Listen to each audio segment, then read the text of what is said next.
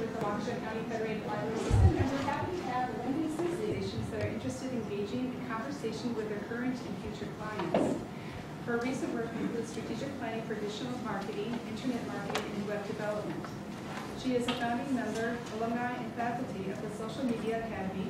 Wendy has been involved with business development and marketing for over 30 years. She helps assess and build social media strategy for clients. Wendy has a bachelor's degree in engineering from the University of Rhode Island, Kingston, Rhode Island. She has a perfect blend of high energy, real-world experience, as well as methodology for sound social media. I can tell you she's worked with nonprofits, and she's actually from this area, and she even has a sister who's a librarian, too.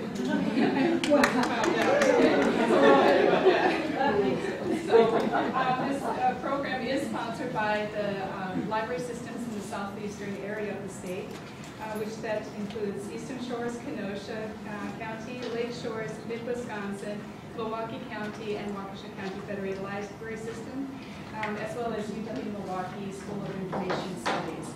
So we welcome you to the program, and we'll let you begin with.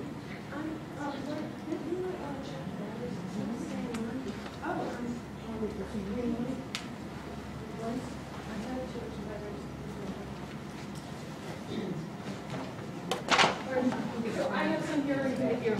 So I will try and talk louder. I'm going to be, I brought a friend of mine here today, if only to adjust the screen for me. Catherine, come on up, Catherine. I happen to be going on a longer extended project, and so I wanted to be sure that any individuals here who might be interested in doing some work and consulting my counterpart. Let me kind of explain between the two of us. And is it possible maybe to drop, I don't know how well you can see this screen here, but can they turn half the lights off so the front lights are off? Is that a little better for you guys? Yes.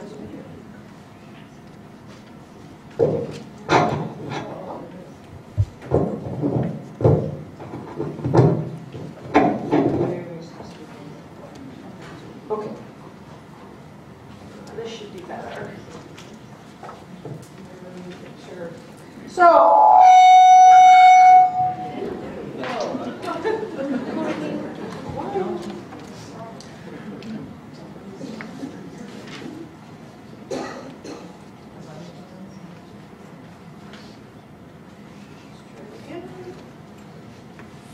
how are we doing now?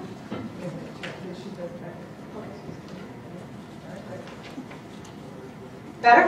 Yeah. Let's just see if my technology is working. Switch.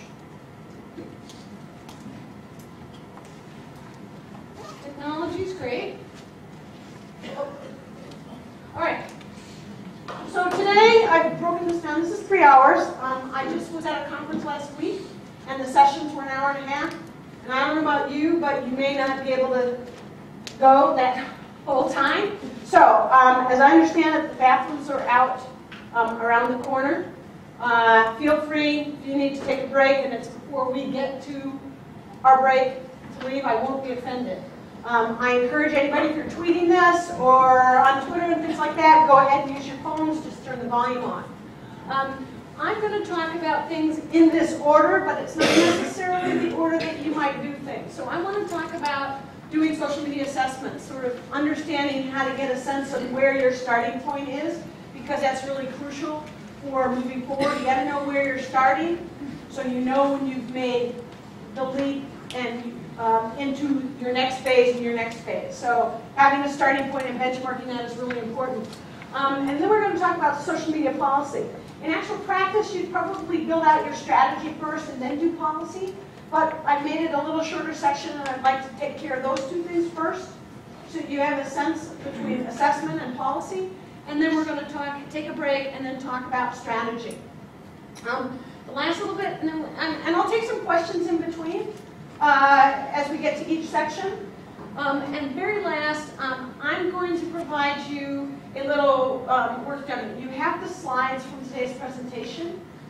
It has a few extra slides in the handout that show resources and things like that I won't talk about here, but I wanted you to have those slides. And then the workbook is an additional PDF that Lori will send you when we're done. I just didn't go print it all out. It's something you can take away and it'll remind someone who didn't hear you talk about what the steps are. So I think between the presentation today and the workbook that you're going to get via a PDF, you'll have some good tools to sort of go back to your libraries and work through this with your team back at the library. Okay, any questions about that? All right, so as far as me, you certainly could Google me and find out a lot about me. I do online reputation management for myself, my business, and I do that through making sure that if you Google my name, you know what you find, and I strategically manage what you see about me as much as I can, as much as Google will allow me to do this. Now, you as individuals, if you're going to step into social media, and even if you're not, should do a vanity search and find out about yourself. And you should Google your library name on a regular basis so that you know what people are saying, good and bad, about your library. And about people who run your library and people on your board. This is an important step because whether we want to be on the internet or not, people are doing this. So my most recent internet nonprofit experience has been with being on the board of ProjectGirl.org, which is a arts-based group that works with young women, middle school and whatever, to help them understand what advertising, marketing, and the media is doing to adjust their thinking about themselves. So it's a self-esteem.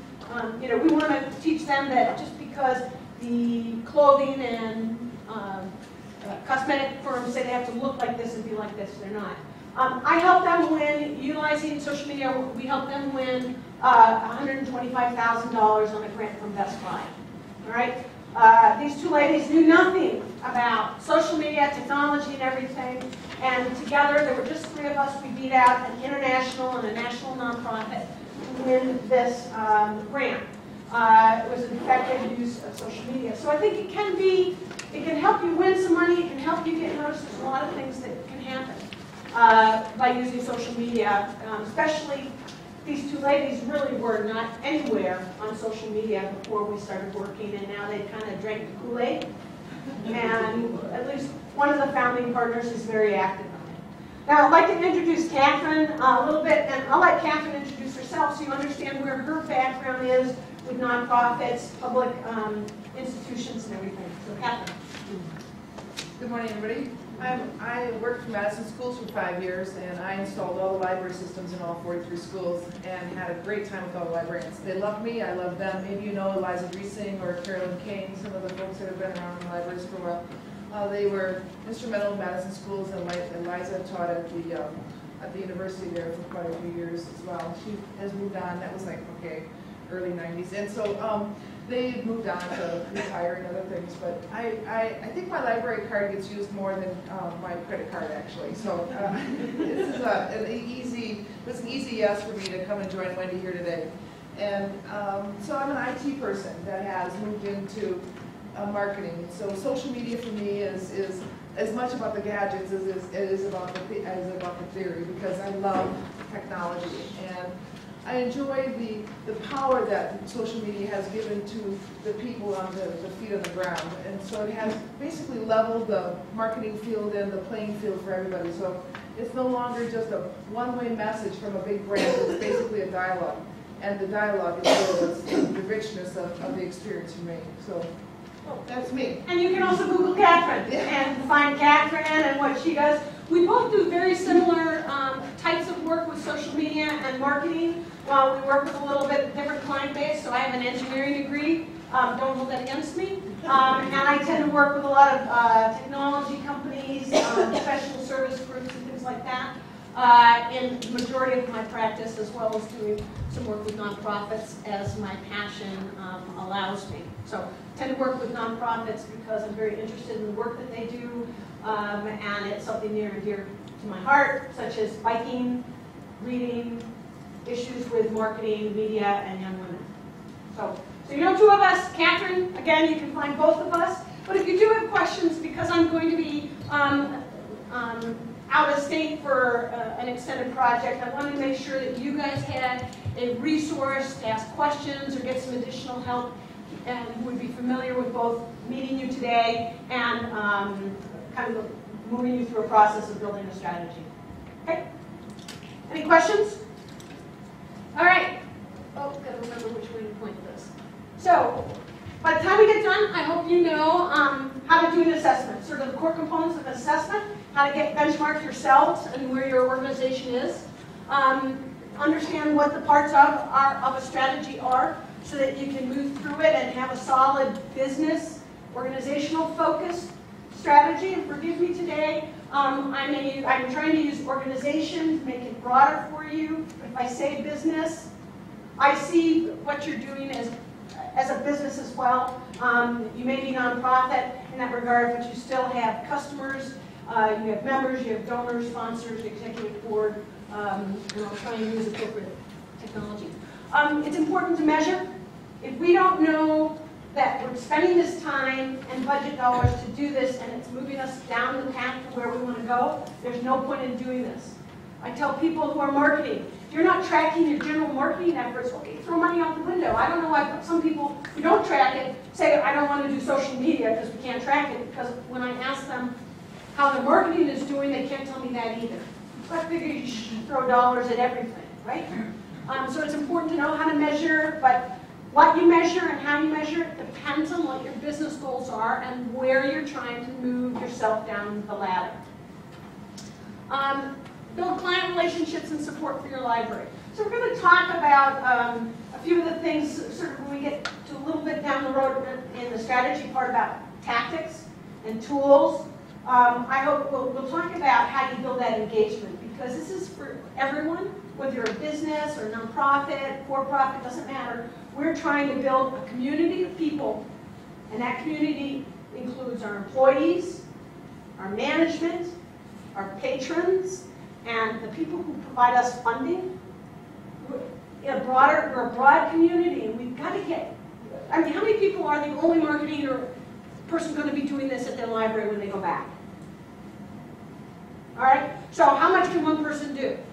If we don't empower other staff people, if we don't empower the people who attend our library to cheer us on, to say good things about us, to share with others, we're not going to do it.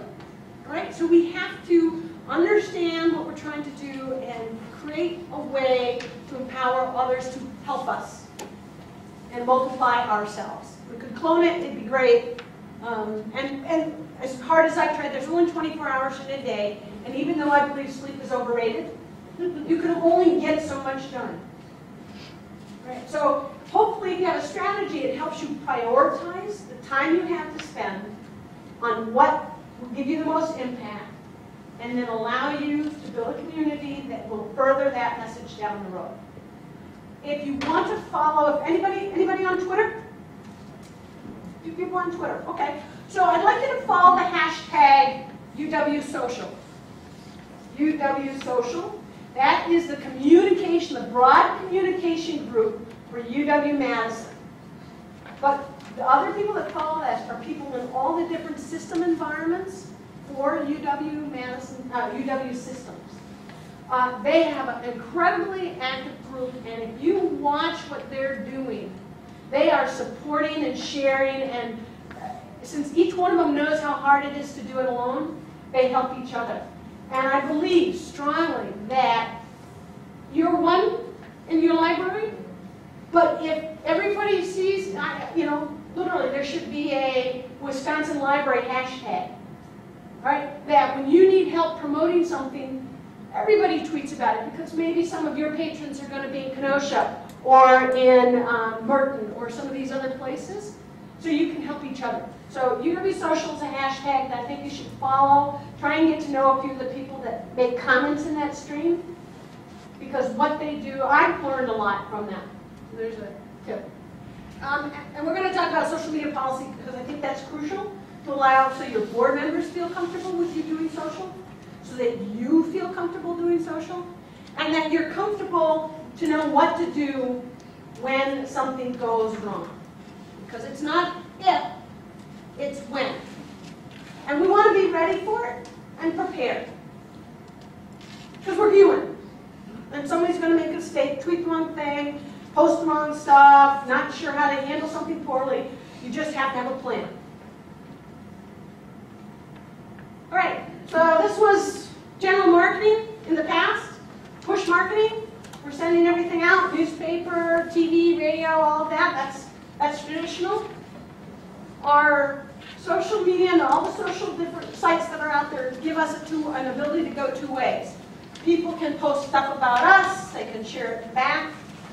We can communicate back and forth. If someone posts something or if we share something and someone says, I like that or I didn't like it, we can have a conversation with them in a very, sometimes slightly anonymously, sometimes where you can really know who you're talking with. So this is important. And what we're trying to do ultimately is make it a sticky relationship. Make it a relationship where if our goal is to get them to come to our website, to sign up for stuff, to come to our website, to see what's happening, because all in all, your website is still the one place that you have control over. Some people in some of my presentations said, well, you know what, I'd like to get rid of my whole website and just do Facebook. The problem with that is Facebook owns your data. It's a third-party site. You don't have control. You could build up 10,000 fans for your library, and you do one thing wrong, especially with the new timeline, and put something on your page, and they say, we don't like that, we're turning off your website, or we're turning off your Facebook page. And all the time and effort you spent building that relationship with those 10,000 people is gone. So ultimately, you have to know where the risk is between what we're doing out there. Kind of make sure your website is the right place. I like to say, if you want to invite people to dinner and have the table set, we don't really want potluck. Right? Although I like potluck at home because then I don't have to clean as much as when I invite people. But literally, we want people to come back to our website. You want to make sure that the content you're sharing, which you can put as much of it up as you want, is ready to accept visitors and is a good experience. These social sites and your strategy is just an extension of building a relationship and building community and sharing things that ultimately get them back to your website where they might learn more about you, about your services, about things going on. So keep that in mind. And then from an organizational standpoint, at a little higher level up from your clients, these are things and reasons why some people are actually looking and paying attention to social media. It can reduce costs. So, yes, it is much cheaper to create a Facebook page and talk about things that are going on than run an ad in a newspaper. How many people get free ads in their newspaper? Oh, one? Okay. Two? Couple? All right. Most people don't. Therefore, they look at social media as a way to do ads or to promote stuff. But unfortunately, social media is probably the one place that people can defriend, deconnect, delink from you, and you will never even know it. If you offend them, if you are more than 80% talking about helping, 20% talking about things you're promoting. So that ratio is pretty good. Some people have a little less tolerance, but 80% of the time, you should be sharing information that is helpful to the people you're trying to attract, promoting someone else other than yourself. 20% of the time, you can ask for a donation or ask for support here or something that's truly part of you. And I would say, regardless of whether you're a nonprofit or a for-profit company, that ratio holds true. 80-20. 5 posts about promoting somebody, 1 post that promotes something you're doing that you need people to take action on. Right? It does allow people to collaborate more and share thoughts and ideas and build on that. Less siloing. If you're the only one in your organization that knows something, it's really hard to share that and get other people to help versus sharing ideas or sharing documents across some of the social spaces does help to spread the knowledge base a little bit more. Right? And then certainly we can say that blogging. How many of our libraries have blogs here of people that are attending? Some sort of a blog? Good. Say about a third of you have some sort of a blog. You're sharing knowledge, you're giving them some ideas. Lori mentioned my sister is a librarian. She's one of the librarians at Brown University in Rhode Island. And I would have to say, 5 years ago, she was poo-pooing everything I was doing. Right? This is a lady who does archivist, she's done video commentary for people, written pictures, images, and she said, last time I talked to her, she was talking to me on an iPad on FaceTime, telling me the blog that they were doing on some kind of silver dishes from Paul Revere ware, and the presentation they did a video of and shared on video of their Abraham Lincoln collection. All right? This is a big, and my sister is 55. Okay? So there's a big gap between where she was and where she is today, but she's fully embraced it and found that they are able to extend the collections and the information that their library has out to a much broader audience than they ever thought possible. So increase knowledge sharing and keep your employees connected. If people are sharing ideas, how many people are always in the office the same day? You have part-time people working. How do you share this information?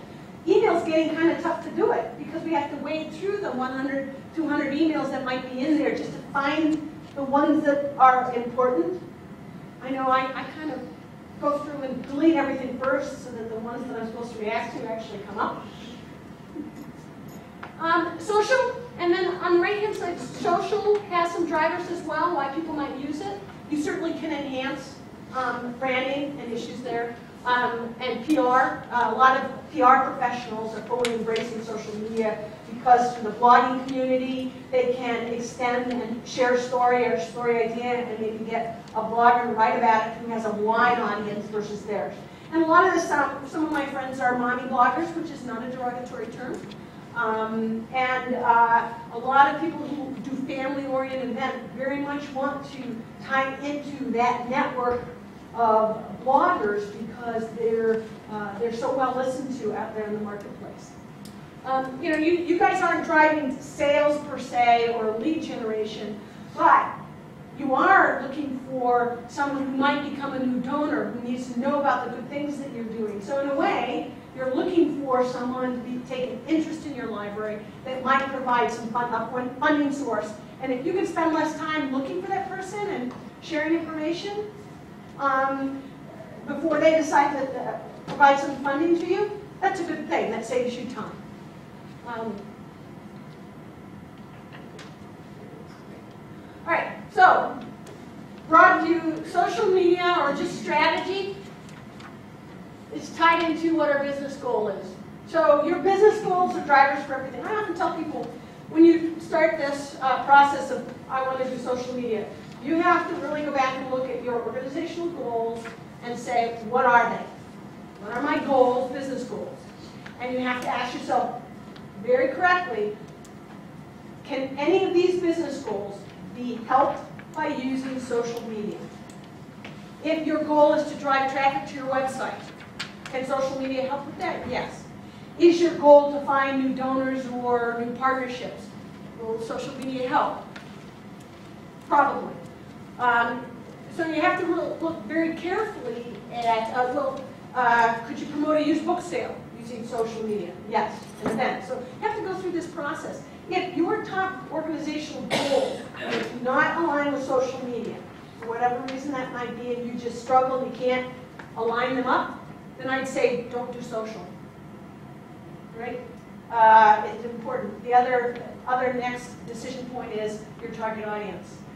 If the audience you're trying to approach is not on social, is not using it and very active, then that's another reason not to do it. You need a yes in both columns. Yes, the business goals are there, and yes, my target audience is there. I think for a lot of us here, our goal is to increase circulation of our materials and to drive traffic into the library for programs, etc. Now, a lot of us are from different communities, though, where the use of social media is going to vary dramatically. You're from Madison? I live just north of Madison in a small community of 3,000. Okay, so, you know, within the southeastern Wisconsin area, we have very small places where social media probably is far less utilized by the people in the area than in others. Correct. So how do you really determine how many people are using it and whether it's a worthwhile project to embark upon? You do an assessment. But I would tell you that social media is not a one-legged stool. It's a great tool. It's out there. There's a lot of things to do. It can save you money. It can cost you some money. It's people and resources, if not a big budget. But people cost money to assign them the time to do the work. So I tell people, do not get rid of all your other activities just to do social. You have to bring it up, and it's a balance to say, I will start doing it and see what the engagement is. You do an assessment to see if your audience is there. Now, I'll finish this up. Let me just say that you could look at your different audiences. So probably all of you have not just one audience, people who walk in the door to borrow a book, and you certainly have kids, you have families, you have seniors, you have business people, you have a lot of constituencies of your patrons. But you also have the constituency of the people who govern the organization. Everybody, you guys operate with executive boards that help make decisions. And so you got employees, boards, and then you have donors, people who provide funding that may not be part of any one of those groups or bits and pieces. So each one of those requires something different. And I do tell people, as you go through this process, you may find that based on budget, dollars, based on people, resources, and based on the constituencies, email marketing may be your best all-around attribute. And I believe that email marketing done in a personal and social way is one of the aspects of social media people undersell. Now, we were just talking about getting all this email that comes in and we're dividing it. The reason is none of that's personalized. It's bulk email coming in. We clicked on it a few times and we get rid of it. So if it's personalized, if you send unique messages out to your seniors, and that message to seniors is different than the message you send to moms who have kids who might come in with the kid programs, and the message, so it's personalized, it's targeted, then you may very easily find that email is the best way to be social and targeted, whatever. So going through this process is really important because you most certainly have to balance time, resources, and the audience. Now, I'm always impressed in Lodi, a town of 3,000, an agricultural rural community, 30 miles outside of Madison. How many farmers are really tied into the internet and use of emailing back and forth, not social sites, although I find some people in the ag community very active in social. So try not to make too many judgments just because you're rural, whatever. Some people, and again, if we're in an area that might be more underprivileged, where people just don't have computers, things like that, then maybe you still have to do some component of direct mail or newspaper. So you gotta just break it down and know what the audience you're trying to reach is doing. I'm sorry, your question.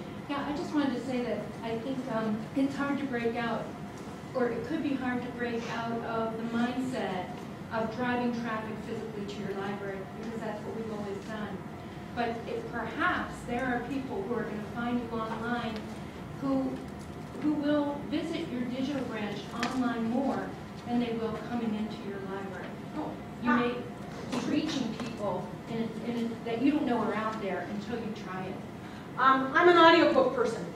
So I download audiobooks from my library without going in. I don't have to go there because they're never open when I'm back in town. I interchange things on Facebook and the blog with my library. I try to support them and do that, but I'm getting audiobooks, and I haven't stepped in. You know, this may be the time when you find somebody in your library who's going to do it for you. Find an evangelist who you can find, like, okay, so maybe there's somebody in your community that can do it for you.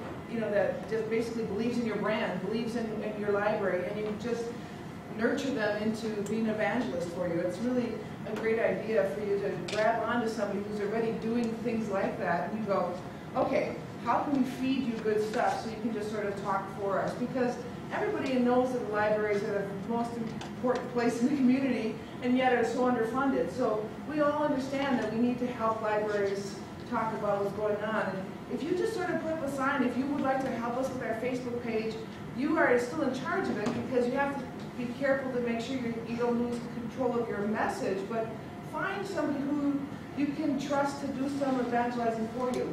Just an idea, you know, that you can step into. I mean, so you don't have to do it all yourself, and that's the cool thing about social.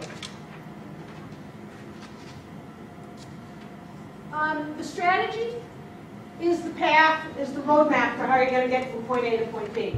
You need to recognize that when you start out and you have one person doing it, that you have to operate differently. It's flat, it's level, it's easy going, maybe with one tool and your initial path. As you get closer and closer to your goal, it may mean that you've got an extra person to help you, you're using 5 different tools, you're doing video and images and all this kind of stuff. So your strategy changes as you move down that path.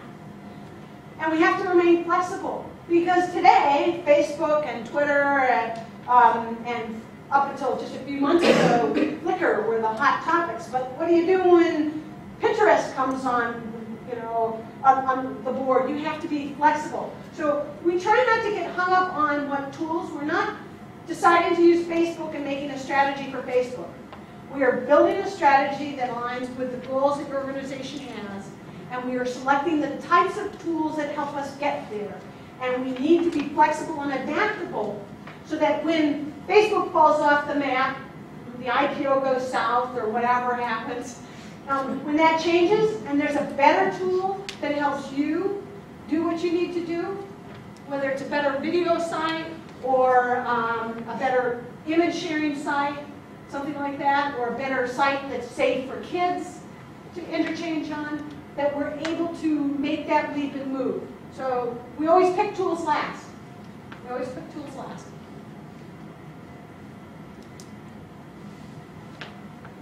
All right, so what do we do for assessment? We need to have a starting point. We need to benchmark. Okay, we got to know the gap in between things. When you do an assessment, you are looking for the who, the where, and the what. Whether it's both employees and you're looking internal, if that's your only starting point, and then you let go externally. Okay? So all of you should be looking at your employees and saying, who's on social media that works for the library? How many friends do you have? How many connections do you have on LinkedIn? Where are you at all that you do work and have fun and socialize? Doesn't have to be for library business, but you do want to get a sense of who is where, what do they know, what don't they know, where they're being. So you do an internal kind of gut check. When we go external, it's a little bigger scope. So you certainly want to look at your customers. You want to actually look by name and email of the people who would come into your library and those that have signed up for things, and actually go look for those people on Facebook and say, are these people there?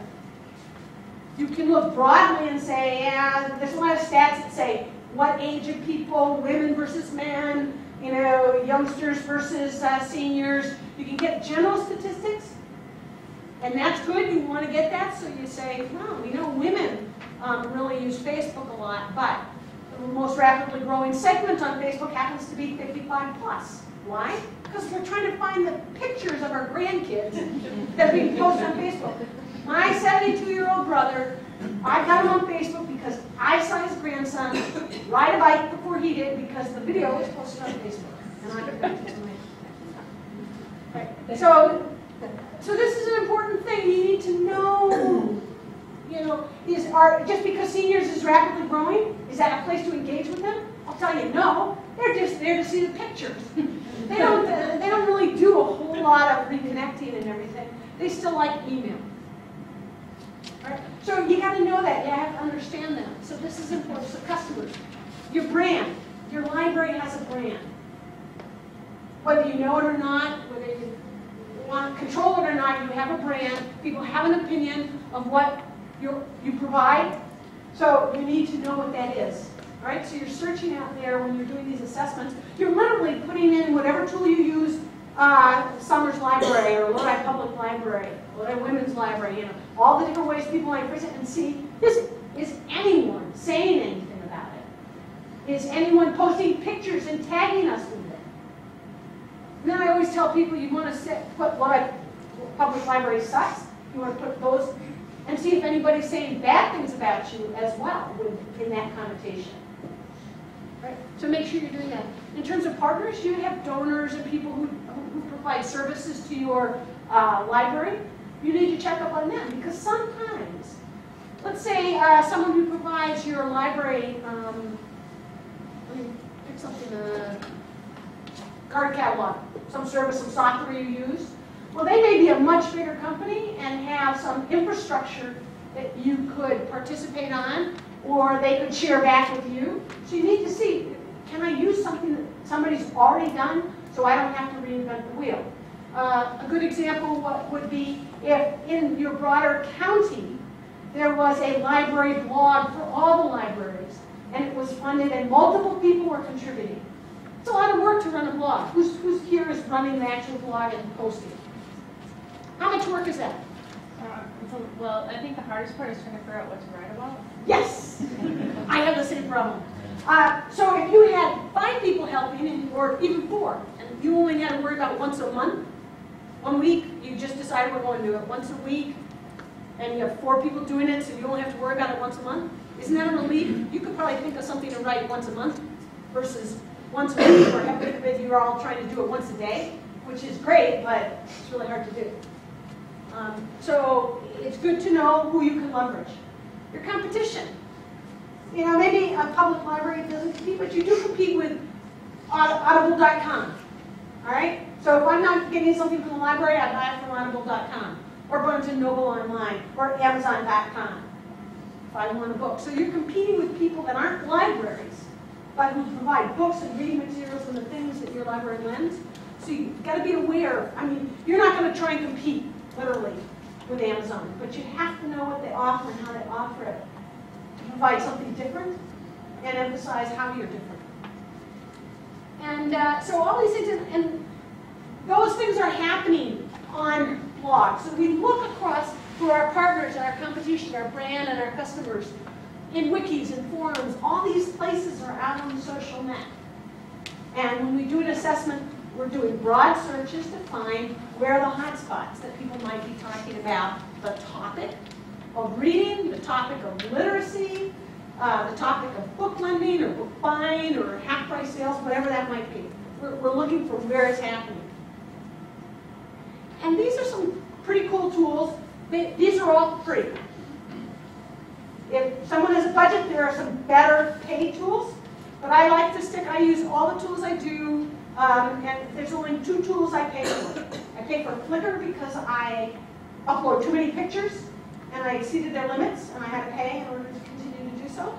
And then I pay for a tool, a social address book tool that helps me manage my business development efforts. Those are the only 2 things that I pay for. Everything else I do is free.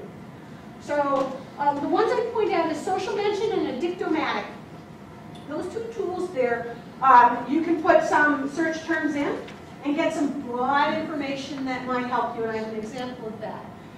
Google provides, Google Analytics, at the very, because it's free, should be on your websites. Whatever website you have, you should have analytics on there. Google is free, gives you good solid reports. You need to know, if you don't have it today, put it on.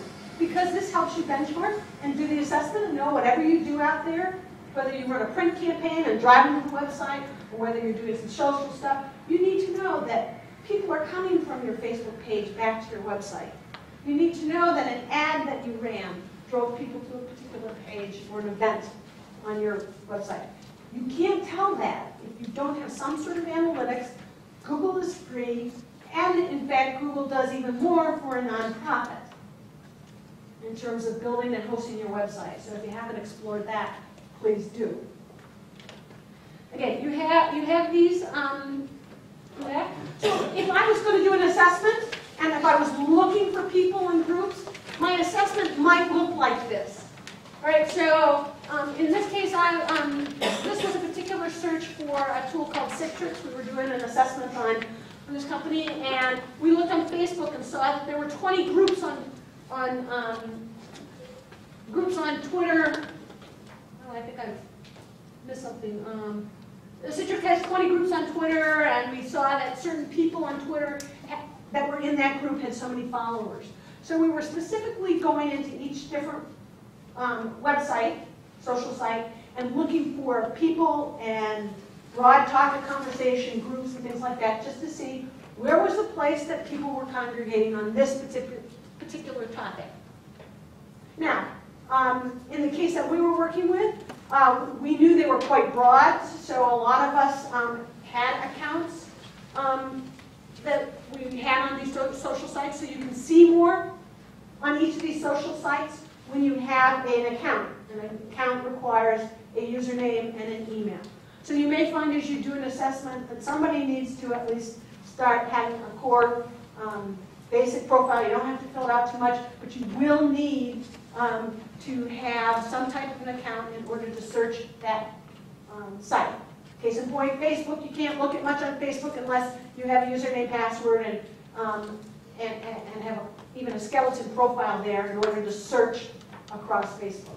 And most of the sites are like that. iGoogle has a nice dashboard. So once you sign up for an account in Google, you can, if you're trying to track blogs and conversations and RSS feeds, you can set it up so it's easy to read. This happens to be my iGoogle, where I have stuff about a Mother's Day run. We have a nonprofit organizing a run, cycling, and my business stuff in the middle. So I kind of like this. These are my top blogs and things I'm watching that month that I bring into this page. Google Alerts is the Google Reader lets you put things in folders, and I take all the other information and create folders on Google Alert terms. So people familiar with Google Alerts?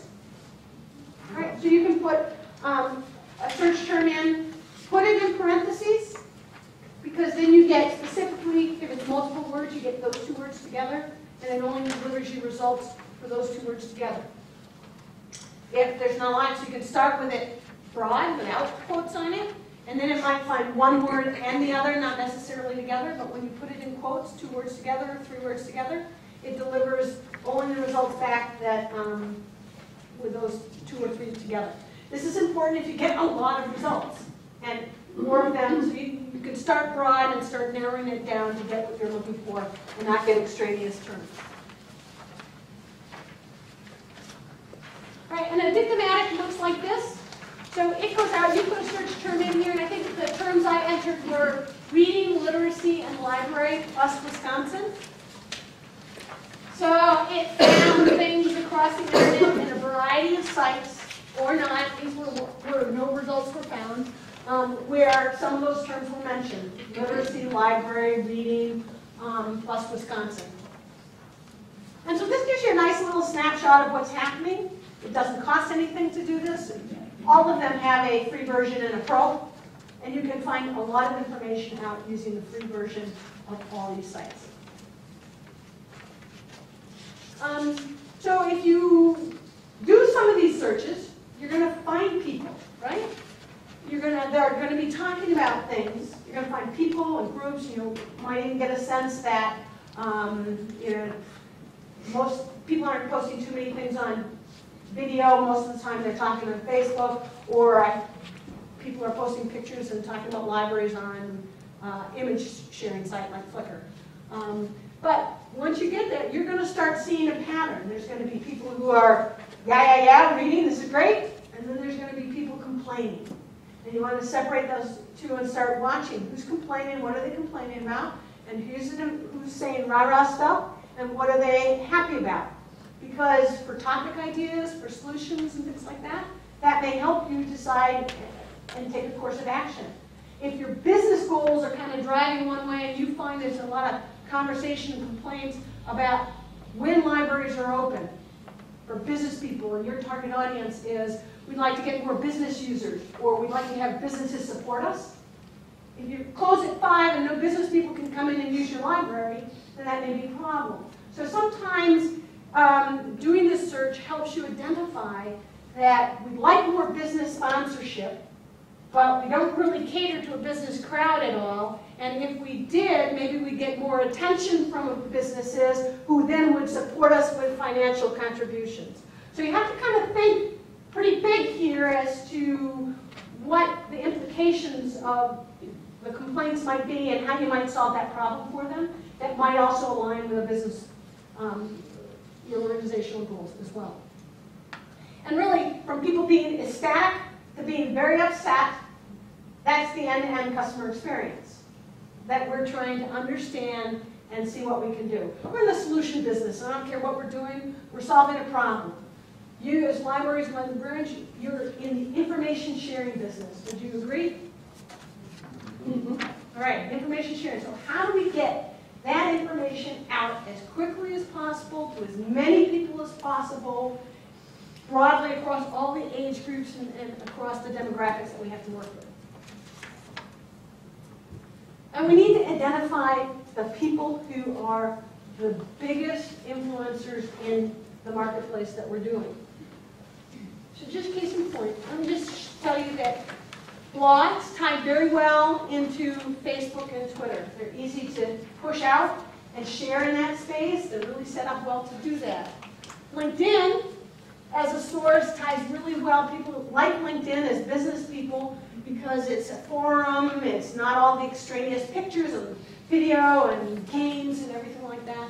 So you may have a group that's very much fits into this category, you might have a group that fits in very much here, but between a blog is the one common ground between that because blogs feed into LinkedIn and the social sharing sites as well, and business people like information that might help them. The point being is, if you're have a blog, and every third blog post, once a month you do a business post. Okay, that once a month business post might be the one you want to share with LinkedIn to the network of people you connect with as business users on LinkedIn because that's where most of them hang out. But the other 3 you do on families and things to do with kids is one that you only share to Facebook. Because that makes sense on Facebook because that's a greater audience of people who are moms with kids and especially in the summertime coming over. So you have to think about the topics and where you'd like to share that, and that assessment will help start dividing that up. When you finish an assessment, you're going to get something that might look like this. You're going to have people and names and multiple sites, and you start looking for this where they overlap. And you're looking for the people that overlap in those sites, because those are our key influencers. In this particular thing, I noticed that this John Greathouse and Robert Stanky had lots of connections in each of LinkedIn, Twitter, and Facebook, and they were across all 3 sites. So to me, those are influencers, somebody who's in multiple places with multiple connections and a large number of connections. If that one person says something good about me, that can make a tremendous impact. So you might want to begin to decide, how do I build a relationship with those 2 individuals, because if they have a blog and if they say good things about me and share that news, then that can make a bigger impact than me alone shouting out into the forest. Could you, in the slide before this, could you speak to where the website fits in, and is it social media? The website is not social media. It's the one place you control. It's not, unless your website is a blog format that you allow commenting back and forth as well within your blog that's part of your website. So, I mean, your website is everything. Your website is the central point. It's the sun that everything else is a satellite. Think of your website as the hub. All of these social sites are on the hub, outer wheel. They all point back to your website. Every social site you have should point back to the place you want them to go for more information, which is typically your website. Thank you. All right, and so please, and I say this at the end, but if you do nothing else, if you don't have time for social and you go, this would be great, but it's just one person, I don't have time, my priorities don't allow it, my budget doesn't allow it, take the time to do search engine optimization and clean up your website and try and find a way, if you only have to add a blog to your website, so it's part of your website, not free WordPress, not Blogger, make a blog part of your website. And if all you do is ask once a week, add a frequently asked question to change up and throw the content on your site, that would make a world of difference. Right? And I'll talk about a few things, what I see as low-hanging fruit. But please do not undersell or get rid of your website. And if you have to choose where to spend time and money, figure out how to do it on your website. Okay? Another way to see the results of an assessment would be to track how many connections and very visually. If I had to decide who to work with, if I had a result like this guy out here, Joseph McCullough, this happened to be a review I was doing of people who were in the healthcare, nutritional, functional health arena.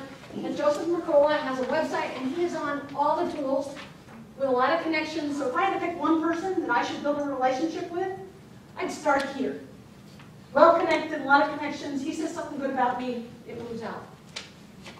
Now, I used some fancy tools when I did some of these assessments, but you can take a spreadsheet and put a name and an email and a couple of social sites and just write down where you find them. How many people? Could be a check mark for each one. It doesn't have to be too scientific. You're trying to get a sense. And I would suggest in this assessment, spend at least 2 weeks. 2 to 3 weeks looking. Why? Because not all of us are like me and on Facebook, Twitter, and LinkedIn 5 or 6 hours a day. Right? I leave them open on my desktop when I'm working, and I'm in and out and in and out. We understand that not everybody is. So if you just say, today I'm looking to see and do my assessment, and you have a snapshot of today, 1 hour for today, and you find no one, does that really mean that's correct? No. You really need to spend, I would say, 3 days a week over a 3-week period of time looking at who do you find in these different sites. Go back, if you see them once, go back and look at, if you have an individual that's kind of shaken out, look at that person, what they're doing each time.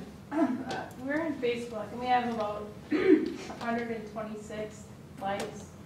And I made a commitment to try to post something every single Monday through Friday. And it's really hard to get people to like the comments, to spread the messaging further. Do you have any recommendations on how? Do you ask them?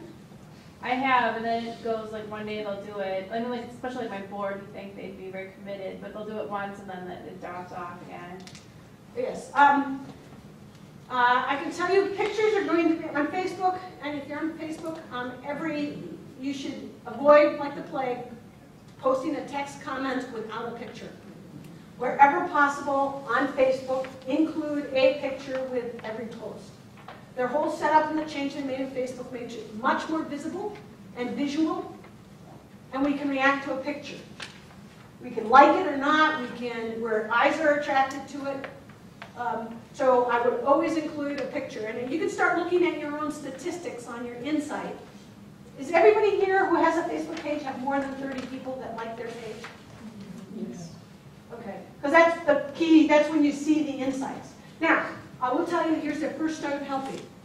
All right, so if you don't have 30 likes, then I would like you to go find people here or exchange cards and ask the other libraries to like every library page.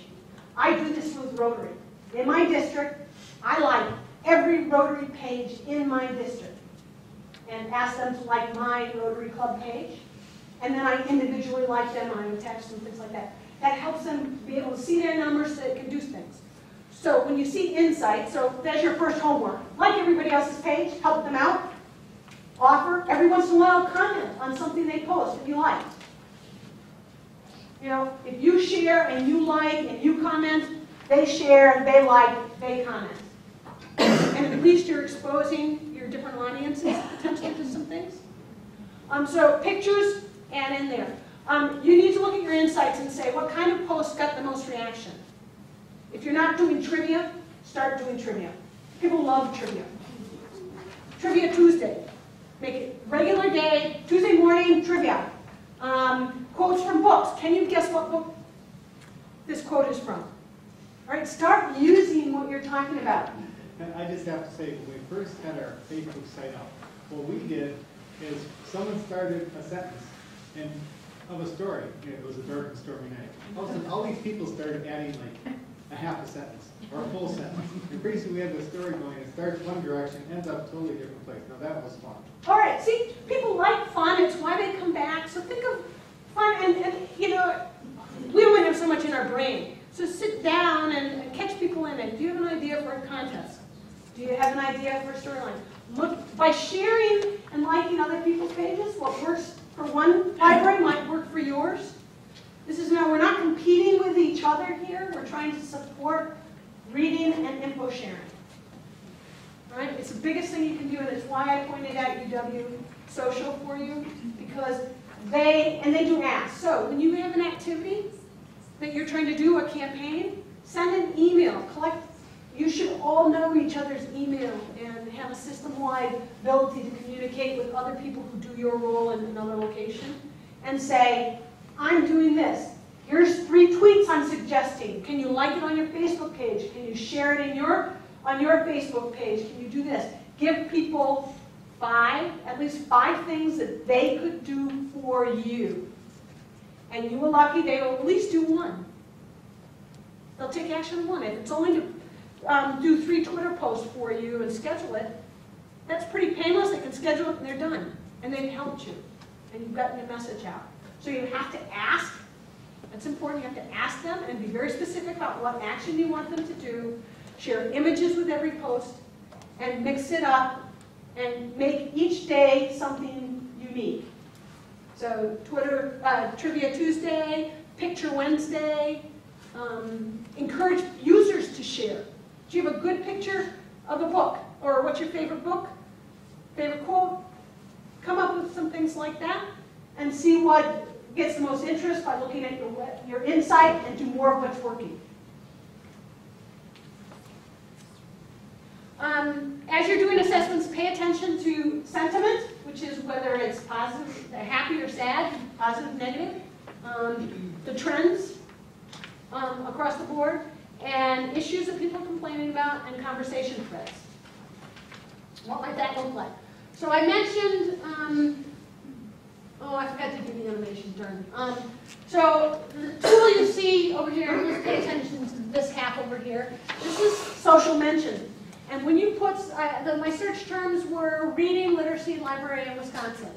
And so you see up at the top, it tells me the strength, the sentiment, passion, and reach. It gives me top keywords and top users. So you get a lot of information for a free tool. And it's pulling in blogs, it's pulling in some video. And what's kind of cool is it does tell you who. And for the last, C.R. Grimsley, he's not in the room? No? Okay. What he's posting about is this drill down over here is he was posting a bunch of videos about literacy and learning in historic Texas. And he was posting a lot. I mean, it was 2 videos, but that was a lot against this topic. But you might, even if you don't share and have your own stuff, maybe the videos he posted on literacy in other states is of interest to your readers, and it does help you find out some more information. Or maybe, I didn't dig much further, but maybe he's an authority on literacy that you might want to have comments or write a guest post for your blog. So these tools allow you to dig deeper into people who might be of help to you in this quest for spreading your word further. And there's there's a tool called, from Forrester, who does research, it's called Technographics. So we want to understand different age groups of people and their interest in using technology. So I did a little search for 25 to 34 males. So maybe this is a group, these are young fathers maybe, young men, who are not typically, they're probably playing video games, not reading. But if we wanted to understand a little bit more about them to see what could we talk about, or what tools should we use because that's an audience we want to get in the library, you would see that 36% of those guys are creators. It means only 36% of those people actually do pictures, write a blog. They're not necessarily creators of new material. They are very big spectators. So think of CNN. They like watching sports channels. They really like video. So as you break down some of these things, this might say, if we were going to attract this group, we would want to showcase books on sports. We want to do the interview and get people in and use video because these guys at this age like video and will engage and share and watch video. And maybe and it should be about sports. A sports author, a sports topic, or something like that. That might engage them. So you have to kind of think this way as you look at this information. And last but not least, so we're collecting facts. You've got to remember in this assessment, you're not making opinions or ideas, you're collecting facts. Who is it? Where are they? What are the numbers? What are they doing? What are they saying? And collecting all that data allows you to then interpret the data in some sort of a SWOT analysis, which you say, what's the strengths, weaknesses, the opportunities or threats we say based on the data that we see. And at that point is when you're actually going to pull that into helping your strategy. Okay? I'm watching time. Catherine, are we supposed to take a break at 10:20. 10:20. Okay, good. I have 20 minutes. So, questions on assessment. Again, it can be as simple as build yourself a spreadsheet, put people's name and an email down of people, patrons, your board, and start. If I had a guess, I'd say you need to take, a short one would be take 5 people in every group. So find 5 users of your library, take 5 of your board members, 5 people that provide service to you, and 5 people you think you compete with. That's 20 people should be in your Excel list that you go do a little assessment on. If you find nothing with any of them, like maybe you should, and you say, none of these people I looked at, I can find on social media nowhere, you should, maybe social media is not a place that you need to spend time right now. Maybe you go revisit them in 6 months. But maybe you go back then and say, I'm going to refocus my efforts on my email marketing, balanced with some of what I have been doing, and make my email more social and more personal, break up my mailing list into senior, break your mail list down so that you can do more targeted messages to email. So it's not the end of the world if you do this little assessment and find nothing, no conversations, no people. It just, I believe it means they're not there yet. I can tell you in all the work that I've been doing, it's not that I don't find leaders. But I'm not saying that there aren't some industries and things that we're doing and some goals we have that we won't find people in some of those spaces, in which case, take a step back and don't worry about that right now. Work on something else and prioritize it as a later revisit in 6 months. Okay? All right. Social media policy is really important because it guides you, your employees, and the greater public as to what is acceptable and what is not. Would anyone disagree with that? How many of you already have some kind of social media policy for your library? One, couple? Is it posted publicly on the website, or is it just an internal document? Internal? All right, I hope to make a case to tell you and share with you why I think it needs to be public. All right? Your external audience and your internal audience needs to know what your social media policy is. And the most successful organizations broadly who are using social media have publicly posted policy. Doesn't mean they still don't have some piece of it that's just for internal and really about, with some specifics about being an employee. But the general public needs to know what your policy and stand is on social media, because you can save yourself a lot of hassle and complaints and some big blow-ups by having public policy posted. Now, I'll give you some examples of how we dealt with that. You know, some of the large corporations have been very visible in some of the blow-ups, like Nestle's and even Organic Valley here in Wisconsin had some big blow-ups. I mean, they're bigger companies, and so forth. But the same thing can happen to you over a very little thing, and at smaller scale, and it still affects you. All right, so when do you need a social media policy? When you have 2 or more? I'm one person for my company, and I have a social media policy posted publicly on my website so that people understand where I stand, because someday I have more people, and I want people to know what's acceptable to me and what's not, and what's acceptable to, because I deal with clients, and I want them to know as well that I have a stand. So 2 or 2,000 people, if it protects your company and individuals. You're a public entity. Are all the case, public entity. So whatever you say and do is public record, and it's also public relations. These are all reasons to have a social media policy. And in some of the cases that I've worked with people, people sometimes have an email policy, or some of the healthcare organizations, well, all healthcare organizations are guided by HIPAA, banks and financial institutions like FINRA. So everybody has some kind of regulation that might drive them. A lot of people do. So that has to be factored into whatever your social media policy is. What the larger entity, the government or whatever, dictates to you has to be incorporated and part of it. Or maybe it already defines it for you. We were talking a little bit about website and everything. So a website, a private community, even blogs are less risky because you have more control over. Not when you post and have your blog on Blogger or the WordPress free site or TypePad or Posterous or any of those. Those are all public. When you don't pay for it, it's public and you lose control. When you make it and attach it to your website where you control and host it and everything like that, you gain control. Just so everybody's clear on that. So websites, private communities, blogs, you have control. You can shut it down, turn it off. You can turn comments on and off, things like that. You influence, in the middle here, you influence when you license a tool. You have more control about what you can say and do and what they can take away from you, turn on or turn off. You can ask for user-generated content. You can ask people to submit pictures and video and comments, but you have the ability to manage those, approve them or not. That's good. So some people feel very comfortable in that middle space. And then when you using social networks or peer-to-peer stuff, you're participating in it, you're in a forum, you don't host a forum, you just log in as one of the users. You have less control about how and where your information might be used once you submit it to that site.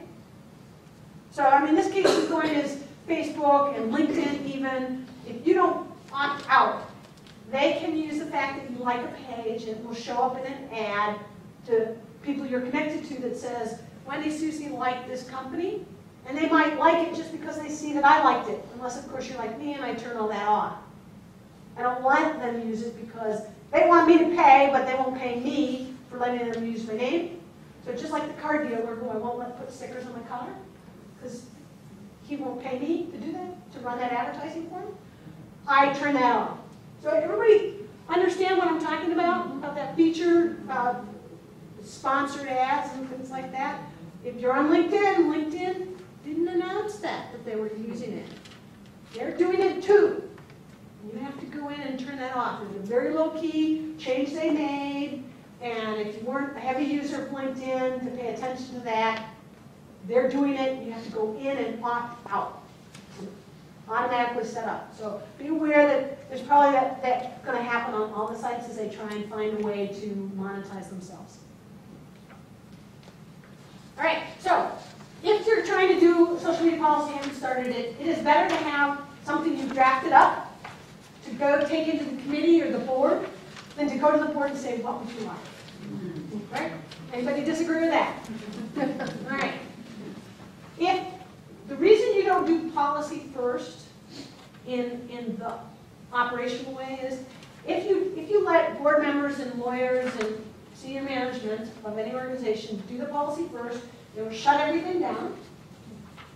And when you go to do your social media strategy, oh, well, we can't do that. I'm sorry, we can't use video because we can't even get to YouTube from inside the organization. I've run into this in a number of cases. So doing the strategy first so that you say, this is why we're here, this is what we're going to be doing, this is who's doing it, this is what we're spending, time and budget.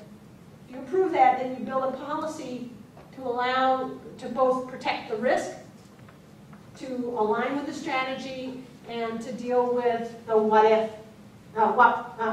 when something happens, sort of the escalation of when something goes wrong. So you typically do the policy afterwards. But what I'm seeing in the marketplace is people are trying to decide if and what they're doing in social media. They do and are doing a social media kind of holding pattern first. Because whether you're doing social media for your organization, your employees and users of your institution are on social media saying, doing whatever they want, not necessarily on your behalf, but they're there. So you at least want to have something that says, hey, you are not the public spokesperson for the library, therefore you can't do it on behalf of the library. We recognize you may have a blog, but you're going to add in some disclaimers. It says, this is your opinion, you're not speaking on behalf of the library. So we as employees need to protect ourselves and make it clear where the line is between who we're employed by and our own opinions and what we say in our off time. And we also need to educate. There's way too many stories of people being fired. My best story is the lady who complained when she got home, up and down about how bad a workday was, how bad her boss was. She just forgot that she was connected to her boss on Facebook, and he fired her on Facebook. True story. So we need to pay attention to what we're doing everywhere, every place. And there's no such thing as sort of private. When you're on social media, there's the potential that anything you say and do will be very public. So we really need to readjust our thinking about what we're really sharing.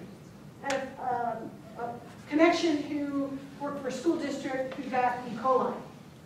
I was so up to here. I had to hide her post because I got status updates on the whole process and tests and things like that, which I did not need to know. And I don't think it's appropriate to share certain medical conditions like that in a very public space, especially when you're connected to someone like me. I am very public in what I show people because of what I do. So people have to think, I may be very private, but look who I'm connected to. Wendy Susie, social media maven, kind of thing. So it's not just you, it's who you're connected to. It may have to be a factor in what's going on. When you start doing this, bring together a team, all right? Not just one person, but it should be somebody who is face-to-face with customers all the time, someone who's in an HR role. I mean, maybe it's one person who has all those hats, and that's okay, but think about your IT person, someone who provides legal counsel. You should have a representative from the board that all come together to make this team. Why? Because legal, of course, wants to protect the organization. IT is tasked with stop wasting time and be efficient. Public relations is worried about the connections, community outreach. HR, slander, and defamation, right? So each department within a large or small organization has a reason to be there and a reason and something they're worried about that they're trying to control. So they need to all share input. And at least get it on the table. Whether you include it or not is something, but they at least should say, well, here's the 3 things I'm worried about. Get it down there. An example, a recent example I had was an organization that was decided to do very social emails, and they needed people to opt in. So they sent out their email newsletter to all 16,000 people all at one time, and they forgot to notify their customer service people who would answer questions that this email was going out, and they got slammed. I mean, the good news is people read it, they had questions, they were calling in, it was great. Bad news is people are on hold, customer service couldn't deal with it, they hadn't been prepared, they didn't have a smart sheet to have all the answers read down so multiple people could answer it. Because customer service, it was marketing that did it, great marketing campaign and idea, but customer service was impacted by that decision, and they were not part of it. And in fact, they weren't part of the whole social policy and they had some pretty stringent email criteria that did not get included in the policy initially because they weren't brought to the table. So think about that. Think about who you need to include. And they don't have to be part of the team for every decision, but they should be able to be there at the beginning to share what their concerns are and what they want included, and maybe at the end to say, yes, you got it, what you included answers their need. 6 factors. Think about the culture of your library, what it's like, small rural, large metropolitan. That could affect, because large metropolitan and somebody in Madison going to get students and a variety of people, business people, government workers coming in to make use of the facilities, and that would be different than my little Lodi Public Library. Trust, training, because you got to train people, transparency for the organization, accuracy, and comments. So let's talk about each one of those pretty quick. Under culture, think about the values of the organization, what you're trying to do, the leadership you're trying to provide in this area, whether you're open versus closed kind of operation, and neither is right or wrong, just you need to know whether you're very open and casual and empowering everybody, or if you're a little more closed and there's only one person who's really representing social media in the face of the organization. You need flexibility built in, both for the organization as it changes, but as the tools change. How are you going to adapt? You're using this tool and it's gone, or they change their privacy rules so that you have to change. So try and build some flexibility in there. And whether, if you're part of a multi-chain, so that the Wisconsin library system might have a social media policy that filters down to individual libraries, but each individual library might have their own. They might be part of the same thing or different. So, as a broader organization, you may decide to partner together to build a social media policy that benefits everybody, or each one may do their own. Trust. Think about who you have as full-time employees who are volunteers and things like that, and who you're going to trust to say things, or delineate volunteers can do this, employees can do this. You want to think about that? Trust them to use good judgment. Sometimes you have to define what good judgment is. Do not assume that everybody has the same priorities and ideas of what's okay and not. So that's what the policy document does. What kind of pictures you can share. No pictures with alcohol in them.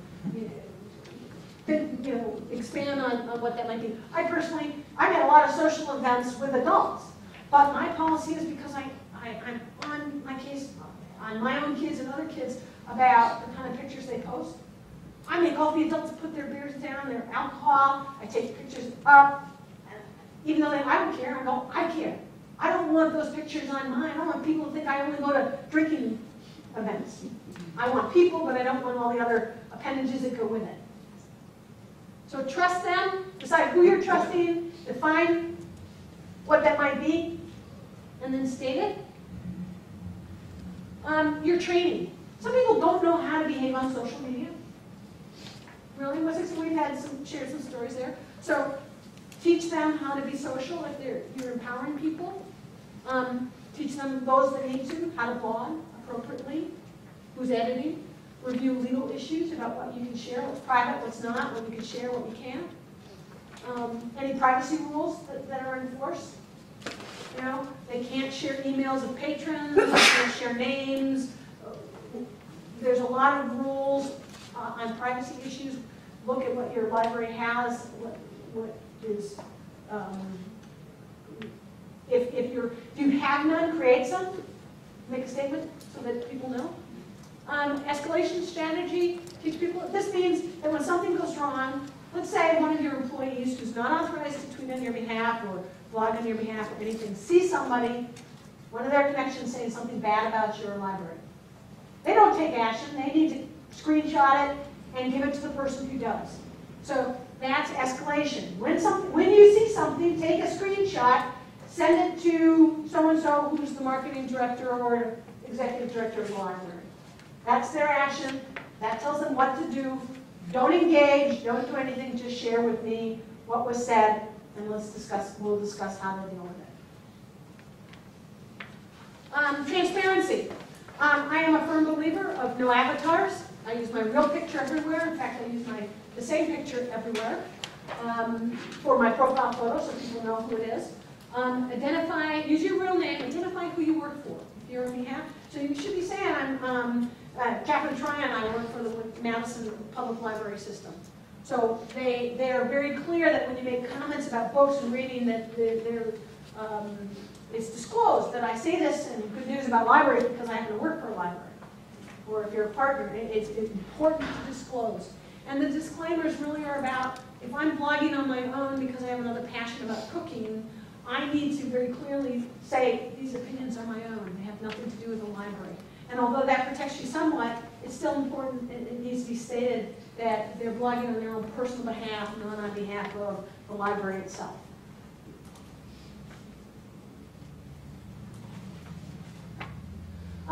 A good example of transparency happens to be the CDC's, I haven't found one better than this example. So if you go to the CDC, they have a dashboard for all of their social media sites where you can go and they post their insights from Facebook, certain comments and things like that. They are very transparent about their using social media, and here's what it looks like, here's how successful it is. We're sharing our information and getting it out to everybody. I haven't found anybody doing it this way, this transparent, this exposed with all their data. I'm not saying that you should do this.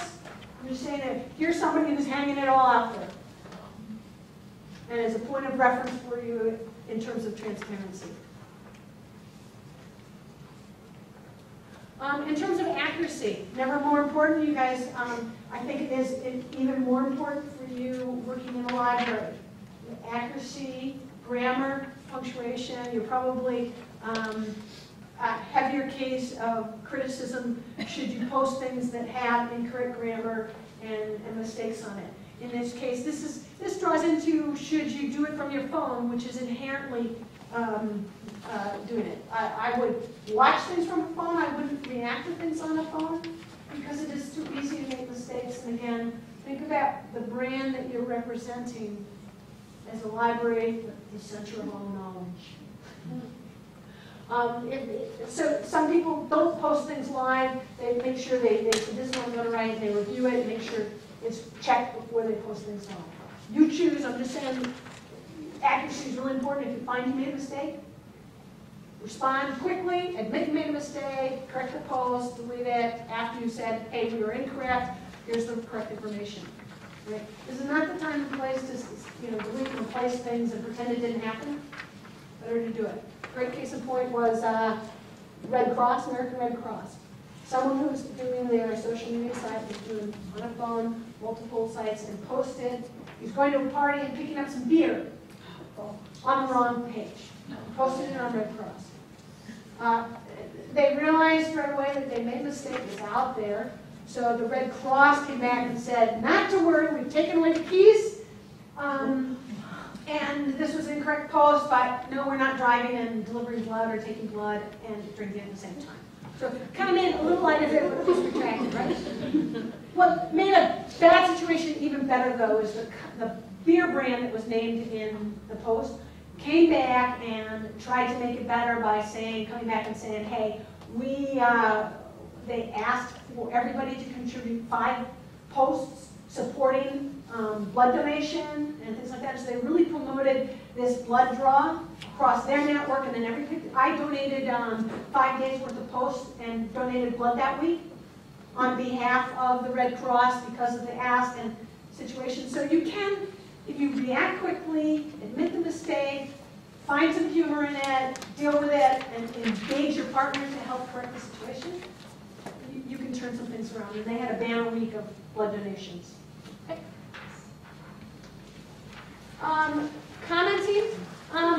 Commenting policies are really important, okay, because we want two-way communication. We want this to go back and forth. Yep. We want this to go back and forth, so you really need to think about a communication policy. You got to set expectations. You got to post it publicly. So if you're on Facebook, you should have a public policy, a shorter version of just commenting, because when you delete things, because people, you've got to point out and say, that's against our policy. And real quick, I'll finish up because I want to just explain. I'm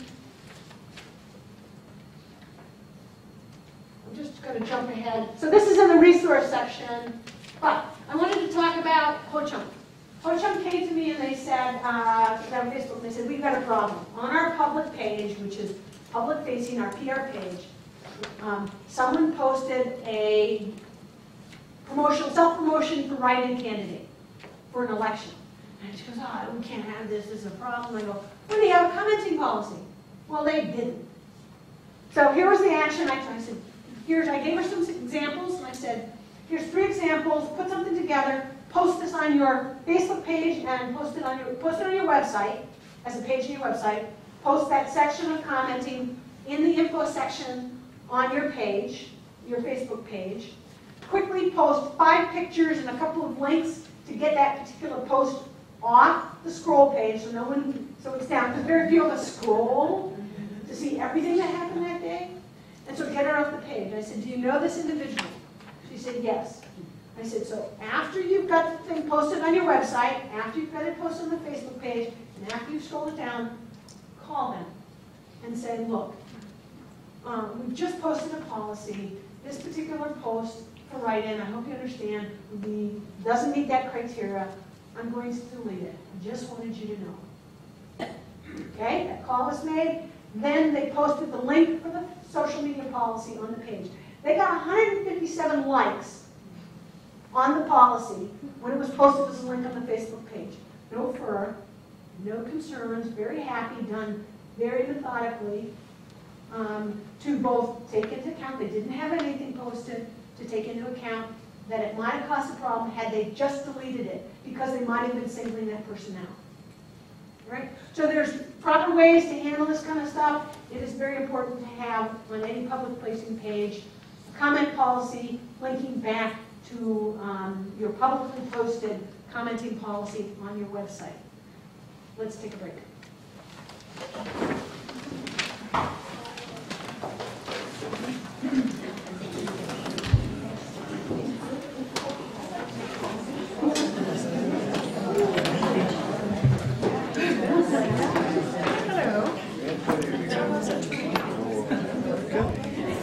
Then I also included a slide that had lists, which are a couple of websites that people collect the links, so more policies. So you'll have a lot of opportunity to look at how different types of organizations, public and private, large and small, have done their social media policy. I would tell you that Zappos, which is the online shoe company, has probably the simplest. Lights up or down? That's fine. It's people there. It's your call on lights up. Can you see the slides better? Yeah. Okay. So Zappos has the most simple one, and IBM has the most complicated multi-page one. And one of the ones I like the best myself is Mayo Clinics, because they have internal, external, public commenting. Theirs is very, very well done.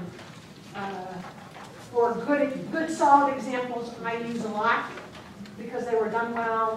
They've all been in amongst the social media space for a while. Okay, social media strategy. What's important? First of all, having a strategy, so you know why you're there and what you do, who's doing it, when. It's important to be found. So it doesn't, you can do all this stuff, and if people can't find your website or your social sites or find you, if you're not approachable, it defeats the whole purpose. So one of the reasons when you Google my name and you see me all over is I want to be approachable. I want people to find me. What I want is them to find the stuff I want them to find about me, so I want to make sure, in case of identity theft, if someone was looking for Wendy Susie, there's a lot of pictures of me, Wendy Susie. I'm lucky that only Kathy Susie, who played Wendy in Peter Pan, gets in my results at all, but I pushed her back to page 68 or 105, whatever it is now, because when I started, She was on page 1 with me. So we want to be found. We want what we want. We want to be found by people looking for the things that we want to sell or offer to them. So that's your task. What is it that you want to be found for, and how do we do that? Social helps people find their way back to your website, but it's not to underestimate the fact that your website is a crucial part of this. Why? Because Twitter only lets you put 140 characters at one time and a bio of 160 characters. And could you explain everything your library does to your community, for individuals, for kids, business people, in 160 characters? No. It's just a small snapshot, so we've got to be able to send them back to the place that there is more. And your website is always the more. And you got to be serious about listening and engaging on customers' terms. So this is, social media has flipped this all around. Our customers now have control. They can say good things and bad things about the services you provide in your community. They can raise you up, and they can slam you on the ground with just a few comments. So they are in control, and we just have to adapt in the social spaces to balancing and reacting to what's shared and providing correction, tapping them on the hand if they've said stuff that's inappropriate. We need to share with them what's appropriate and what's not. But serious engaging, if people ask you a question, if you're going to be on a Facebook page, and someone asks questions of you, someone better be listening and watching the Facebook page to react that day, not 2 weeks from now when they finally remember to go back to the Facebook page. The worst thing that you can do is on any social site, and I see a lot of this happening right now with Facebook because everybody's got to be on a Facebook page, is they post something, and then they haven't posted again for 6 months. Now, it'd be great if people actually went to your Facebook page after they liked it, but 85%, and maybe the number's up, people never go back to the original Facebook page they liked. They react to what you share through their newsfeed on their page. And this also happens on Twitter and on YouTube and all these other places. We don't go back to that channel, the nice branded place that you create. We react to something that's in our private feed that is of interest to us, and then we might click through, we might just read it there, we might click through and get back to your page or your home base or something like that.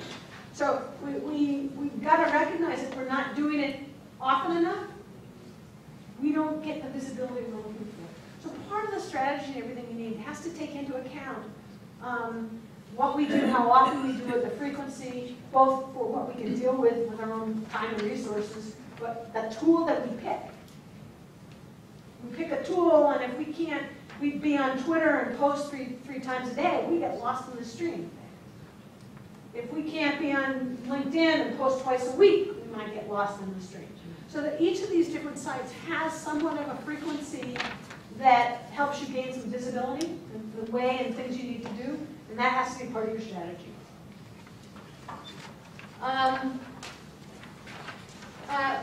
This is I'm trying to remember who this quote was from, but we test tactics. Deciding to be on Facebook and creating a Facebook page is a tactic. Having a strategy and knowing we're going to be doing social networking, and we're all about pictures, or in the library business, we're about words and the meaning and colorfulness of words and sharing knowledge. Well, how do you convey that? We don't care that it might be Facebook today, it might be Vimeo, video site later, or something. We have to be able to step aside from the actual tactic and think about what is our brand and how are we going to extend that brand to the messaging we use and ultimately the tool and vehicle we use to get there.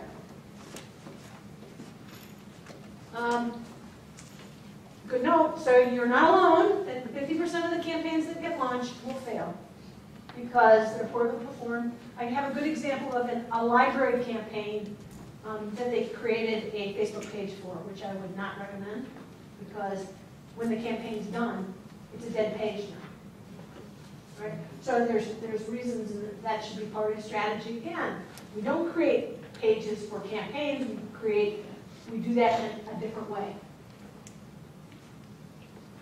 All right, so the components of a strategy are goals, and these are tied and part of your business goals and the reason that you're doing it. And then there are a subset of the social media goals themselves, the social media tools, strategy, and what goals those align with as part of your business goals.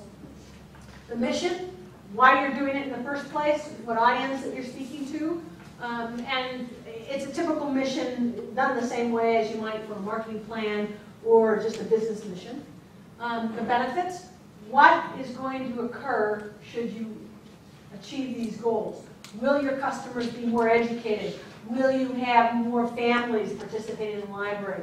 Again, the benefits, if they're participating, if more families are participating, I'm just trying to think of a good benefit that might entail. If you have a preschool or a kindergarten, you know, that little 4-year-old kindergarten family group for reading, is the benefit that those children going into kindergarten and first grade have been exposed to a reading program and are ready to read, where kids that didn't. So you can have some broader benefits to some social media campaigns that might bring in kids into the library. The actions are the specific tactical approaches that are used. The programs are the broad, overreaching specifics, the multiple 2 or 3 programs that define how you're going to achieve the strategy. And reporting is, of course, reporting. What are you going to measure? What tools are you going to use? How often? And who do you report to?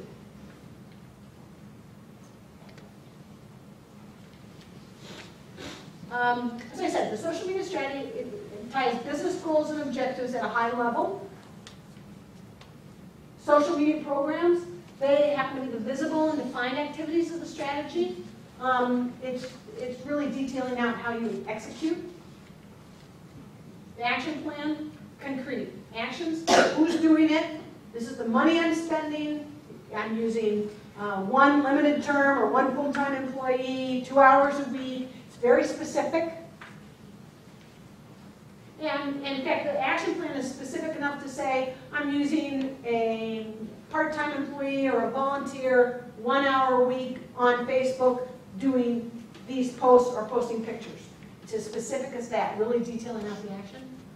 And the social media content strategy, which I'm not going to go over into depth today, just because you should be hearing that term is being used out there.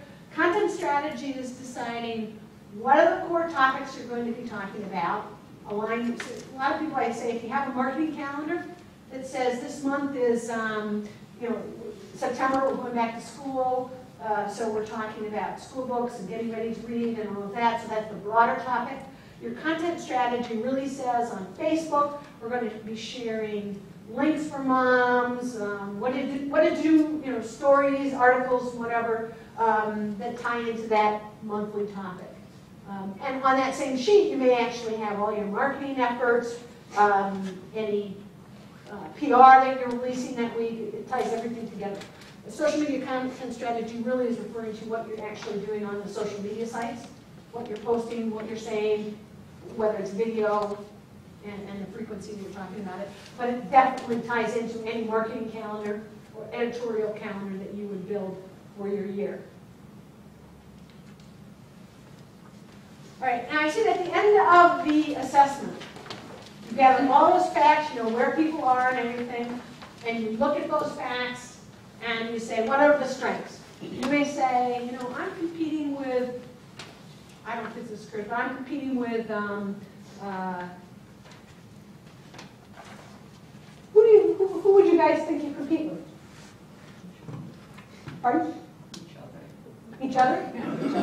Amazon. Amazon, okay. So let's say your strength is your local. So people who don't want to buy a book can walk in and borrow a book and in a lending library. That's a strength versus Amazon where people have to buy it.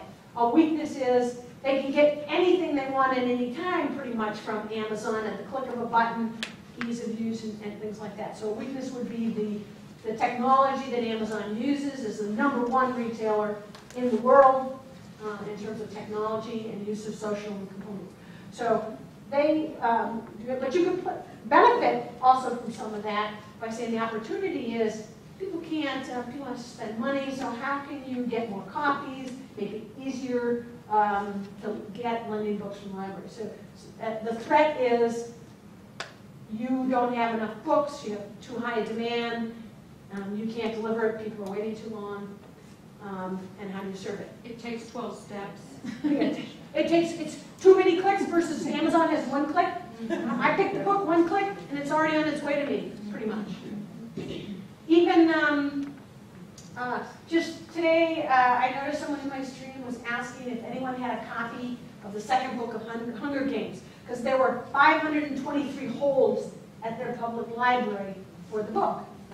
I had an audio copy in case they wanted to listen to it. But there's too high a demand, money copy. How do you deal with that? That's your strengths, weaknesses, opportunities.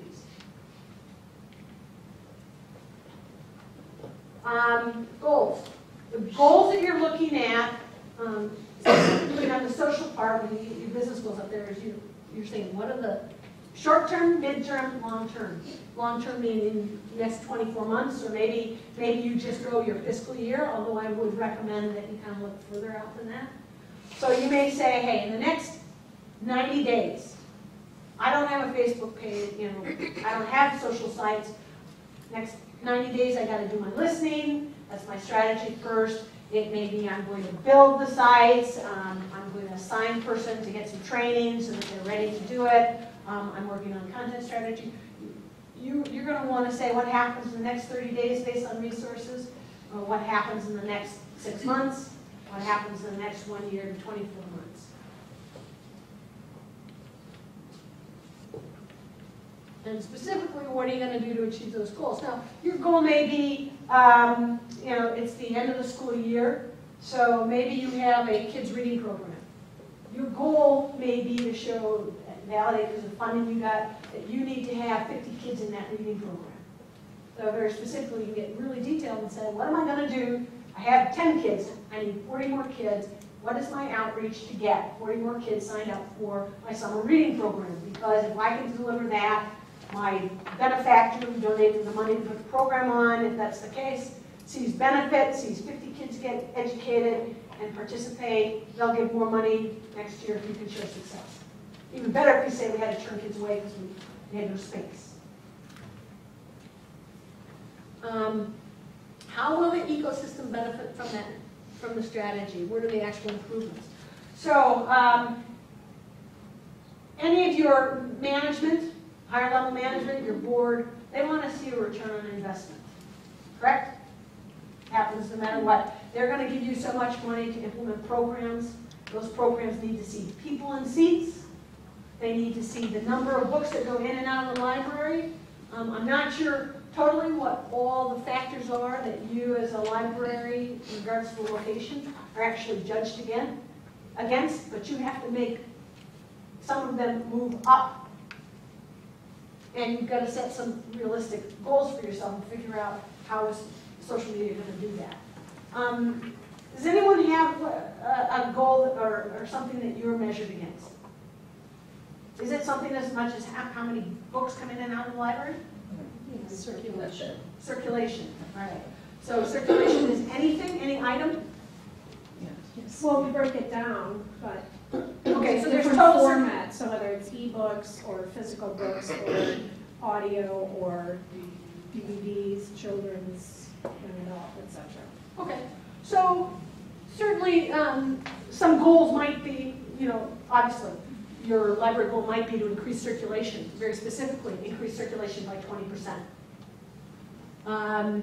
The mission might be more along the lines of you're serving, your primary focus for the summer months is kids and families to keep reading levels up and engage more children in reading programs so they're more ready for school. That's your mission. And so you've got to grow that segment and make sure that your outreach to those families, whether they're online or not, is there.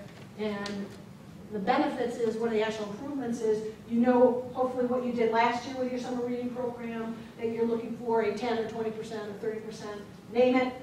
We're looking for an increase, we're looking for an increase over the 3 months period, and maybe you're looking for a retention of those same children as the school year starts so that you know they're continuing the reading program. So get into the numbers. Get some specific things that you can measure with a time frame. That's really important. You're going to see that twice. Actions. What are the actionable items of your strategy, and what are you going to do to make it happen, and what will change before and after? So actions are specifically that you will be assigning a specific person a specific amount of time to do certain things. Maybe it's you've decided that images, the library has images, and none of the images are named. You know, they're all p175.jpg, and no one has actually. I can't imagine that that would happen with people who are involved in the library, knowing my sister and how things are archived and whatever. So I'm sure this doesn't happen to you, but in the business world, people don't name things. So just going through and naming things, because as you start sharing things on the internet, Google and any of these social sites can do nothing with it. They read words to identify what it is for it to be found in search. It can't read content within a video yet. So it doesn't know what's being said in the video. It knows it's a video file. But if you don't identify the video file with the actual file name, without a description associated with it that says what's in it, then Google or any of the search engines don't know what it is. So your actions may involve understanding a taxonomy. You guys all understood the term, most people don't, but taxonomy. Understanding how you're naming things, what are your important keywords for being found for the things that you're sharing. That's an important aspect of naming. So these are actions you may assign a person, 1 hour a week. You may assign someone, assess what we have to share. So aside from assessments of what's happening in the outer sphere, the content we have, the pictures, the video, the words, text, articles, information that we have to share is our important asset.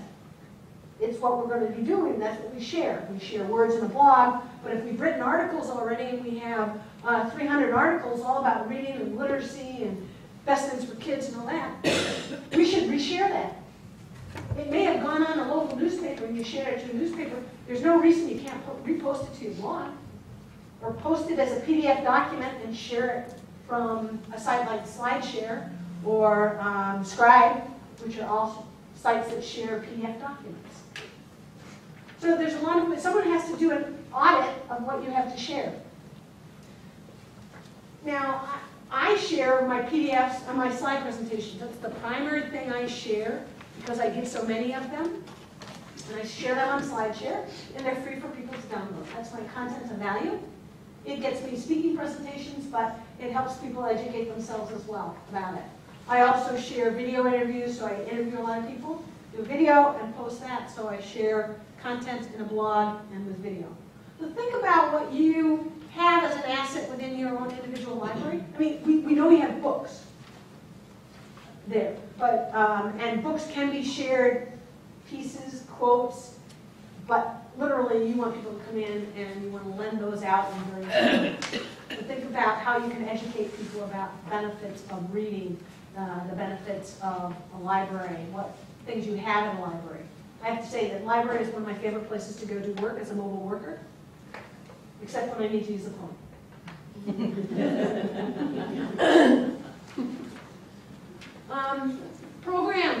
Programs should have objectives. The changes you'd like, where you're at today, and what changes you'd like to see.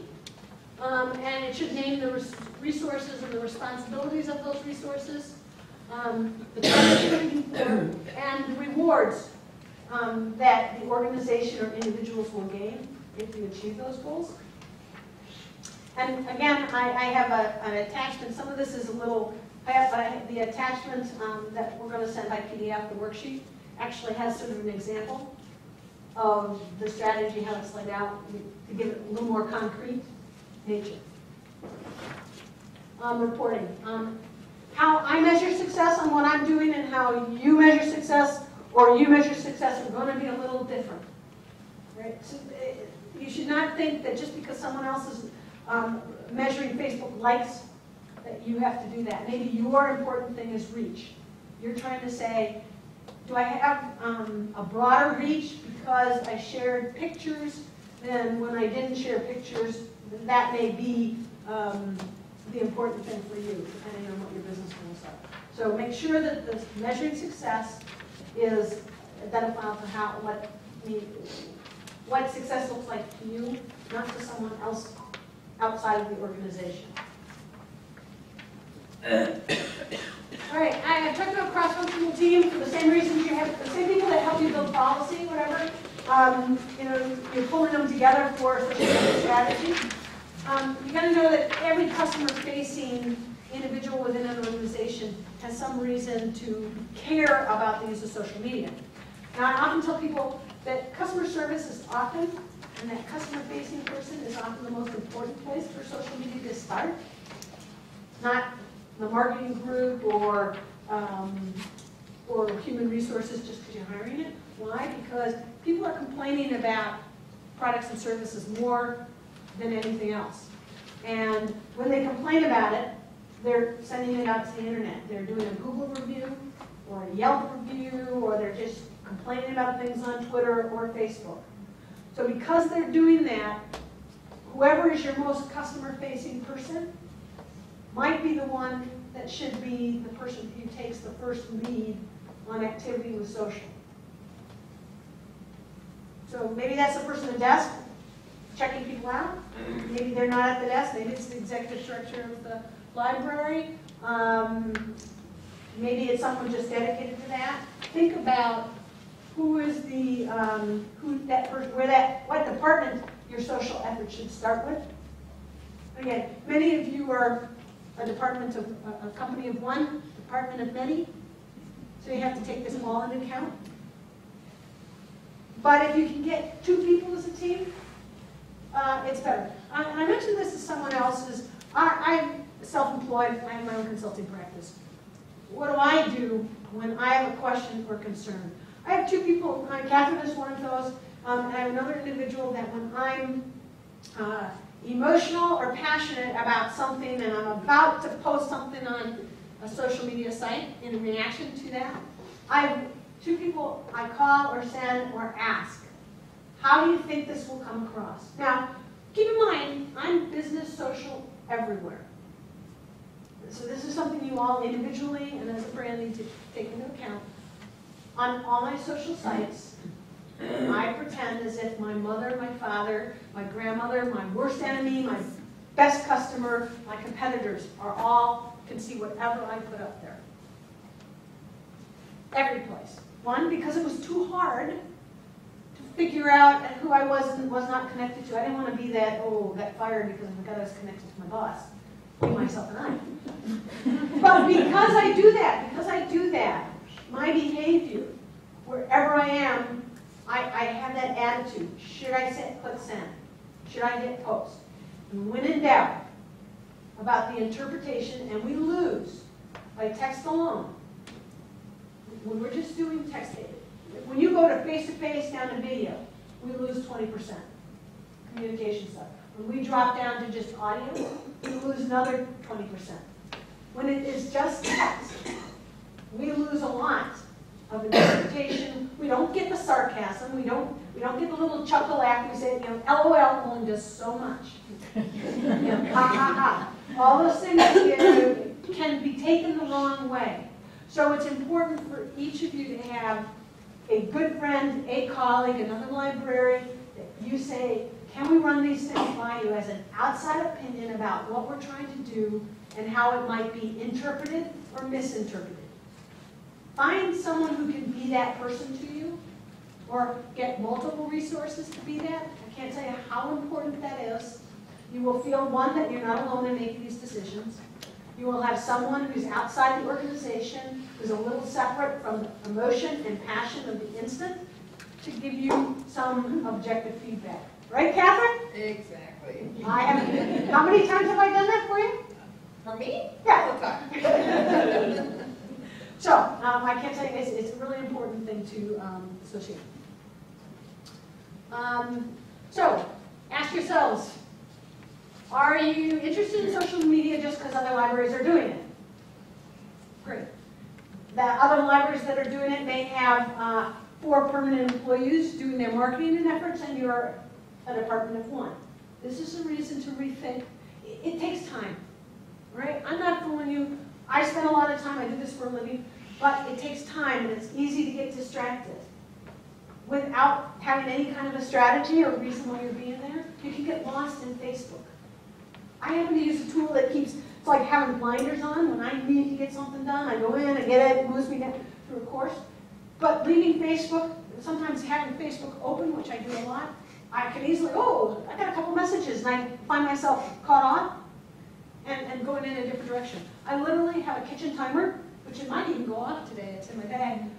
When I say I'm on LinkedIn for 20 minutes today, it's supposed to be outbound, I set the timer, 20 minutes, goes off, I have to disengage because I know I've got some other activity I have to do. All right? So, perfectly all right to do a timer. You'll find that you could spend all week doing social media. It's kind of fun, socializing, and things like that. But when you're going to get something done and you have other things to do, it's important. So, you need to know why you're interested in doing it, and it can't be because the other libraries are. The social media plan will help you, tell you what to do when. You won't be distracted by the other shiny things that come up. You know, Pinterest is the new tool of sharing pictures. It's all everybody's talking about, really great. Except you have to make sure that you have pictures to share. Is it the right place to be spending time? Is it the right picture sharing tool? Or are there better ways to do it? Do what you need to do. It's easy to get distracted by something new that comes on board that everybody's talking about. I happen to do a lot of due diligence for a lot of clients, and I have to go look at a couple of these tools, but I've learned really quickly to disengage and check it out. Well, I see what it is, I see what it is, here's my clients. Nope, they wouldn't be using it. They're not that kind, they don't meet the demographics, can't see how it fits in today. And I move aside, but I make my little notes, and then I have some feedback for clients who ask me about that tool. I use Foursquare as a geolocation check-in. One, it's kind of fun because I travel a bit, but literally none of my clients, as a general rule, my physical manufacturing clients or consulting clients would never use it as a marketing tool, outreach, business generation tool for themselves. So I've done the due diligence. It's one of the tools I happen to still use personally, but I've never recommended it to any of my general clients in that regard. Make sure that you're looking at your strategy not just from your own drivers, but how meaningful it is to whoever is your constituency that's walking in the door. You can have the greatest program, but if you use the wrong words, the wrong approach, you're talking about the wrong topics that don't interest, let's say, the families that are coming in with kids or the business owners, it won't matter. It won't be successful in that regard. So we talk about the 3 ways we get people to our website. So when we're trying to get foot traffic and people to our website, there are three core ways, which is they have your URL, so they know your library. The other one is search engine, so they type in library Summers, Wisconsin, and they find you, and hope to find you. Or the social tools all play a role in people finding you from where they're at. So if they're in Facebook, they might look to see if the library is there, so that they can interact somewhere. I happen to, Relay for Life is running a program right now, and my husband's a teacher. And has anybody had the purple toilet dumped on their lawn where you have to pay for them to remove it? It's called Flush Away Cancer. Great program. Except with the students who left it on our lawn put a dead raccoon in it. At 5 o'clock in the morning, I was very upset by this, mostly because my family was affected by cancer. I've lost my parents. So this is the emotional. I was pretty reactive at that particular time that day. So I went on Facebook and I found the Midwest Cancer, and I sent them a private message and sent them a picture and said, this is what I found on my lawn. If this is part of your program, I'm not having fun with it. This is not the brand and messaging I think that you want. Could you please call me before I post this on my local paper with a response? I did get a call. They did speak to the school, to the principal and the kids, and I got letters and apologies from the students that left it. I was able to find somebody on Facebook where I thought I would get a quicker reaction from such. But look how I used it. I was upset, but I thought I'm going to respond privately and see if I get a reaction. But I wanted something happening right away. And so I tried to judge it. It was good. My husband thought I should forget it, but I didn't think so. From a branding standpoint, I thought if more kids are doing this, this really is a bad brand for a really good cause. And I thought that they should know about it. So they actually had a process in place because I asked her, how are you going to react to this? Do you have a process in place? I figured I'd do some little business research. So they had a strategy. They had a PR, public relations, social media reaction team that dealt with it, and I removed, actually the picture's still up. I didn't remove it because I thought it was important. They didn't ask me to remove it from my post, but I did warn them it was very public. I share quite a bit. Okay, and then the fourth way, 3 sustainable traffic ways. The fourth is email. I can't emphasize enough that your tactical approach as you're doing this strategy should include email. Both the demographics that I know that attend and participate in your library. As I said, seniors, they're on social media and growing in number, but they do not socialize the same way your under 40 crowd is socializing on Facebook. They're there to see pictures, so they'll look at pictures, they may react, but they're more likely to email you if they want to volunteer and take some action.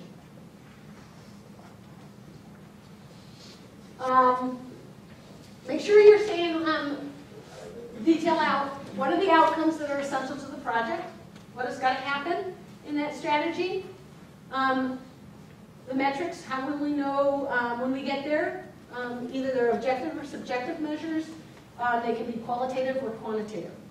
You decide. Both I've seen work where someone's just looking for numbers or people, they're looking for a change in sentiment. So if your services have been kind of negative within the library and you're trying to change that, so everybody's talking about how great it was, you got more books so people aren't on hold, books aren't on hold as long, something like that, and you're looking for people to start saying how easy it is to get a book versus how long they had to wait and they went to another library and so on. That's something that you could measure. And the value of accomplishing your objective, maybe it's a bottom line. Maybe the value of getting that turnover, that increase in circulation actually reflects on a bottom line that you get a larger budget because you're in circulation or you're able to hire another employee, part-time, full-time, something like that. Or just the fact that you're asking for volunteers and that by asking for volunteers who will fill in where you don't have staff, that enables you to balance your budget or provide a program. That would be another measurable goal as well.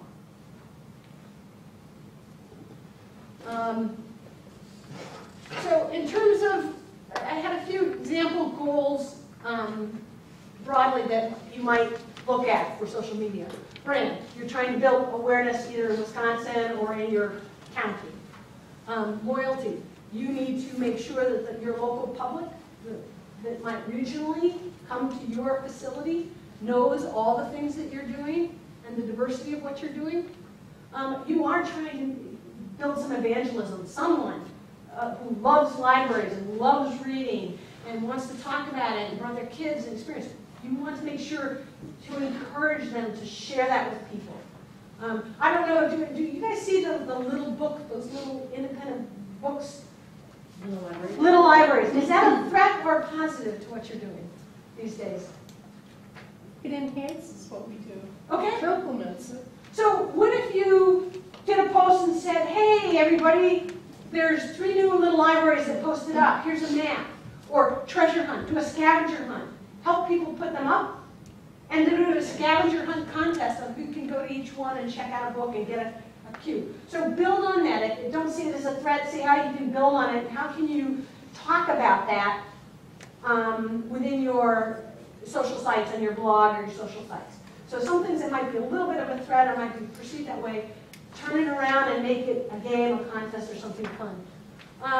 Advocacy, again, goes in hands along the lines of evangelism, but building from your board members or people that, businesses that might provide that advocacy for reading because they're providing financial support or manpower. That's an important reason you might do that. So these, again, these are a number of things I have seen come through for nonprofits and how they've made use of social media.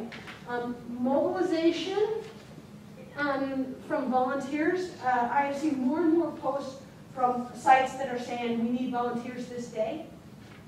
Here's how you can help us. So there's a call for volunteers for a specific event.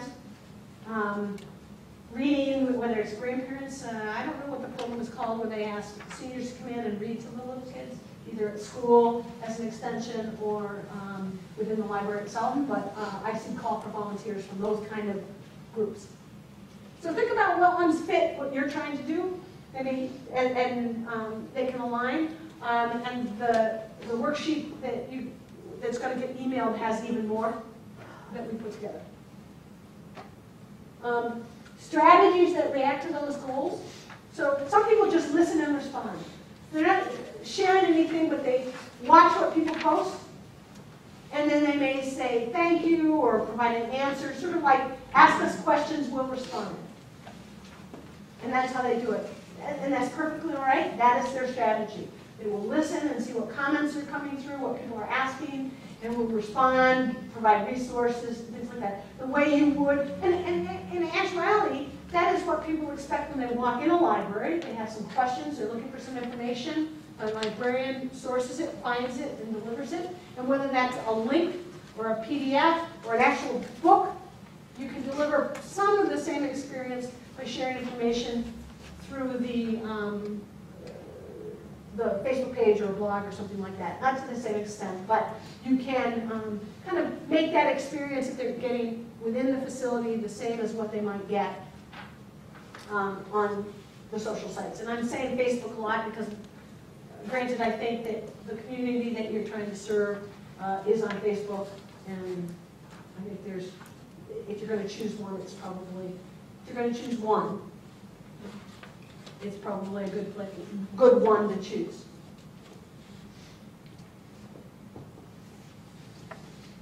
I'm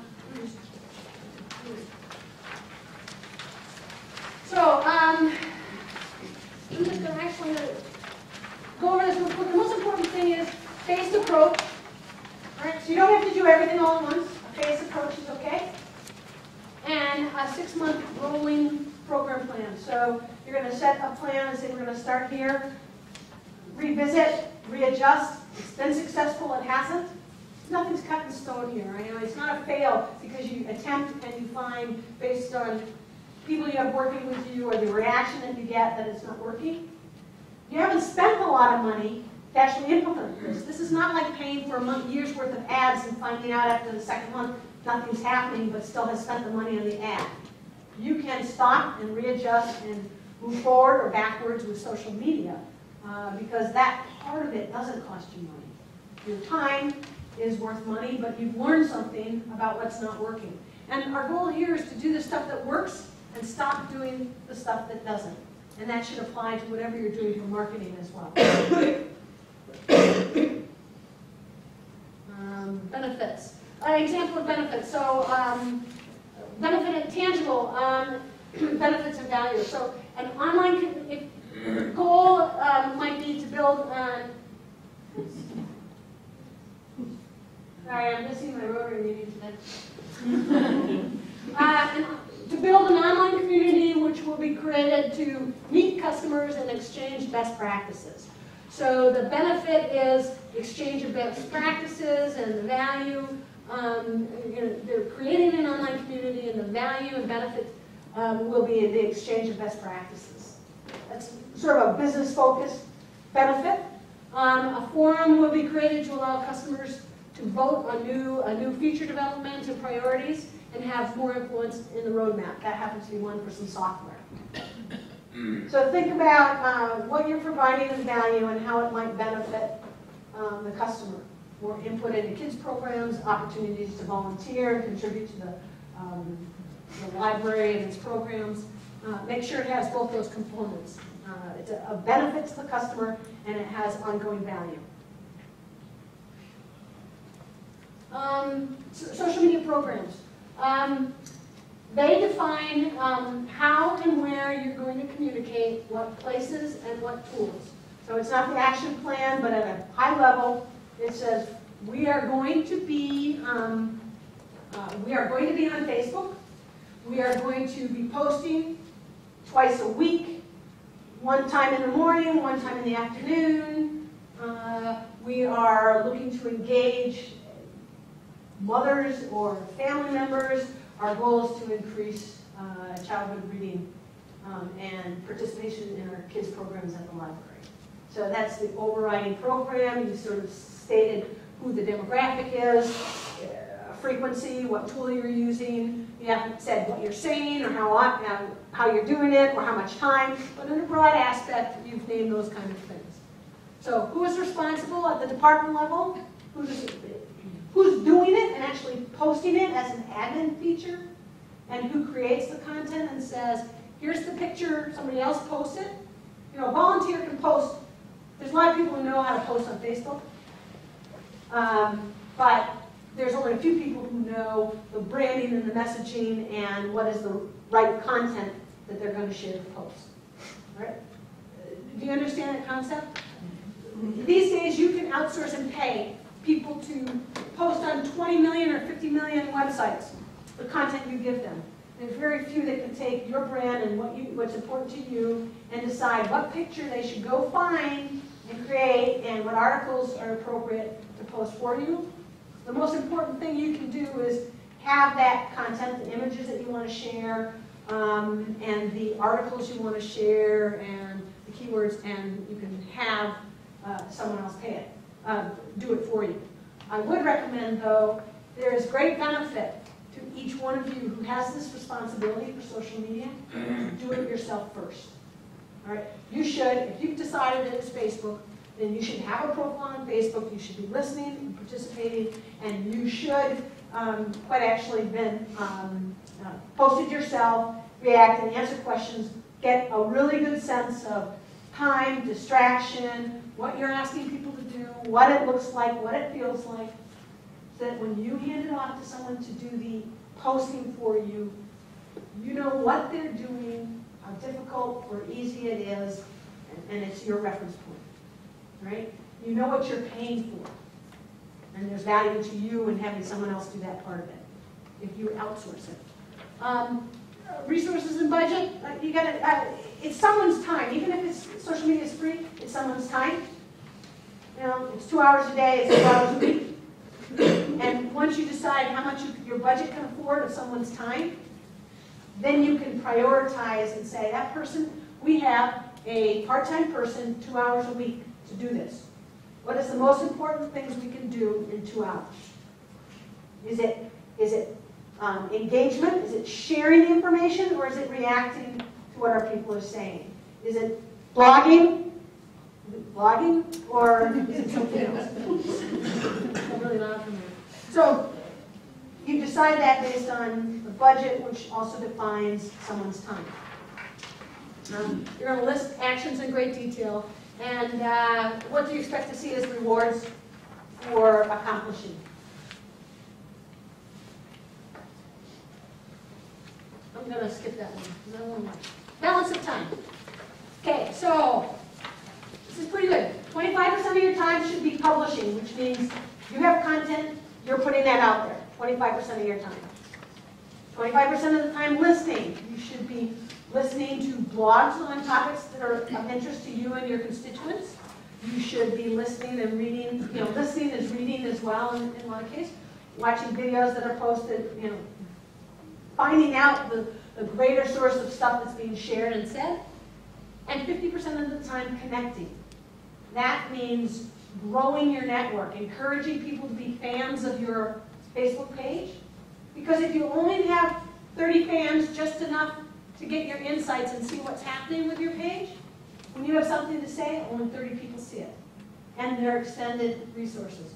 So you do need to have some level of active growth on your Facebook page. Now, if you're in a small community, maybe 50% of the total community members, so you're a town of 3,000 like I am, maybe the best you can do is expect 1,500 people would be a fan of your library page. Maybe that's good, but there's your goal. So I got 1,500 people, half my population, engaged in my site. So that's connecting, is building a network. And it doesn't just have to be constituents, it can be your partners, authors, book authors, whose books you share in your library.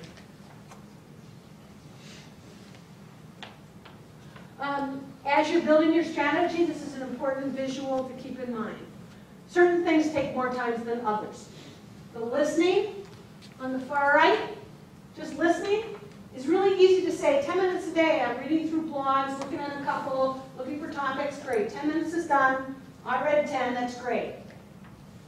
Listen, building a community, which is trying to get fans to a Facebook page and engaging and doing all that work, takes a lot more time.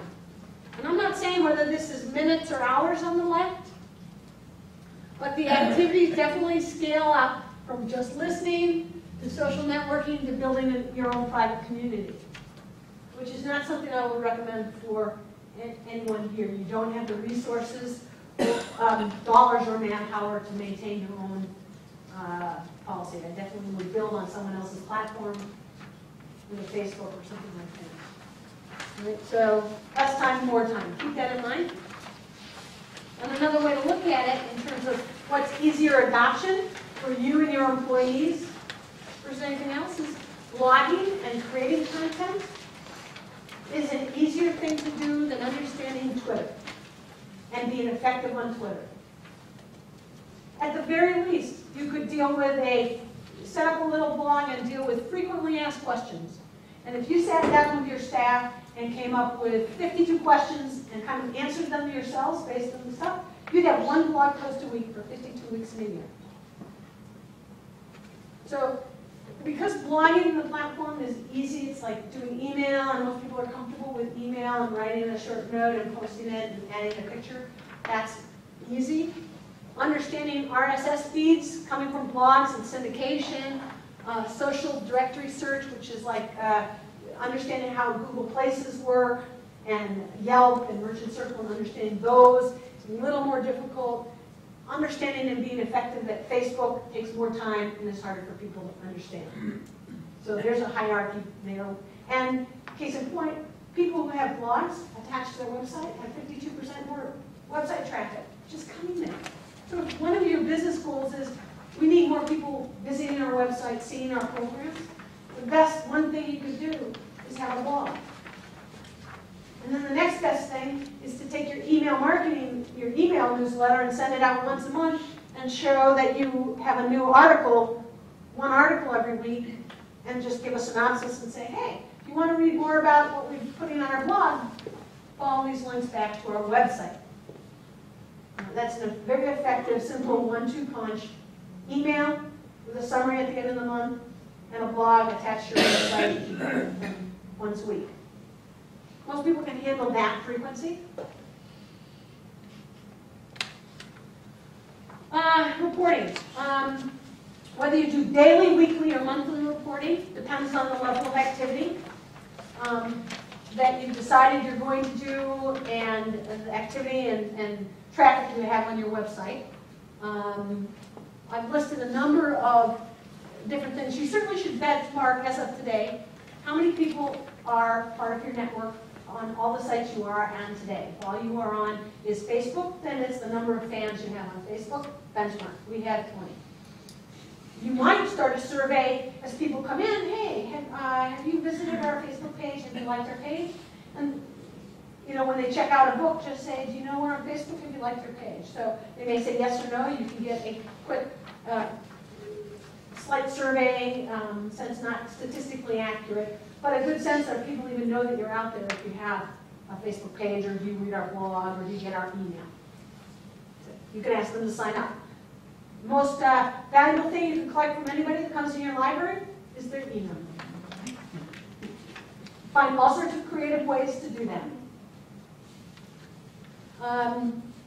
All sorts of reporting tools. I'm sure that you're all in the category, or most likely in the category, if you're small, of the free tools. And like I said, Social Mention, Addictomatic, and Google Readers are some great tools for getting a good snapshot of what's happening out there. The next series of tools that you could pay for tend to start around $100 a month, up to some of the really big ones that are $5,000 to $10,000 a month. You're not there and you don't need that, but people are paying a lot of money for tools when they have a lot of data they're monitoring. So some of the tools actually give you some really nice visuals for this, but typically people are looking for volume of time, over time, volume of traffic to their website, volume of fans to their pages, visitors. They're looking for engagement. What kinds of things gave them more engagement? If trivia, if you test out trivia and find that it's very effective, maybe you do change trivia from once a week to twice a week for a different topic.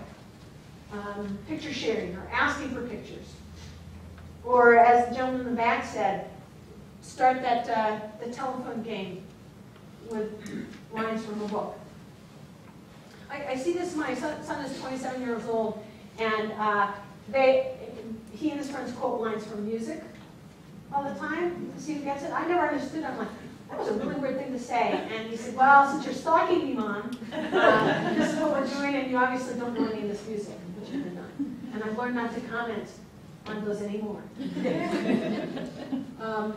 Message and tone over time. So if you're trying to change sentiment, positive from negative to positive, or neutral to positive, you can also measure that, and that may be something you want to watch. You want to watch for the words good and great and wonderful, and those things show up as positive sentiment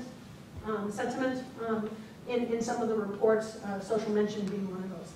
And impressions. Impressions if you're running ads, impressions if you, within Facebook and YouTube and a few of these other sites, when you post something, the stats will show that so many people looked at it, and because they shared it, it had a broader reach and provided more impressions.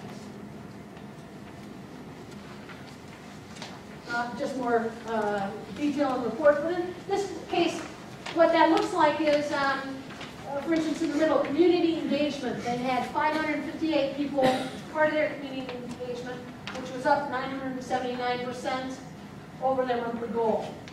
I think that because this doesn't necessarily mean this was an e-commerce site, because typically people will equate, what does that mean? If I have more engagement, and maybe it equates because of circulation. More circulation means more funding dollars, therefore you can put a dollar amount to the increased engagement. It's not just a percentage, it has dollar amounts and how it might affect the library.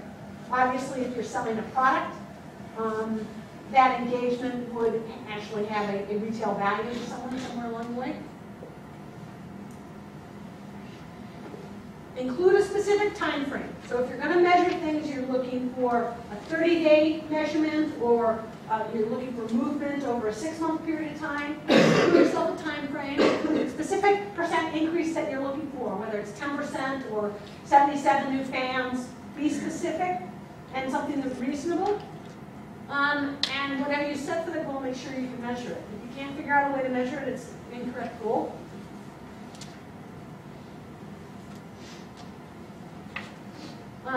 So whatever we pick for technology, it's just 20% of the problem, 80% is the strategy and detailing it out. So remember, get your business goals set. Make sure that you're aligning the social media strategy to those goals for the roadmap. There's going to be a benefit to the customers and the target audience, so think about how what you're doing is going to benefit the customer who has to partake of your services, and then how that benefits the organization. Name your specific actions as part of the programs, the big overriding thing, and figure out how you're going to report what success looks like and what things you're going to measure.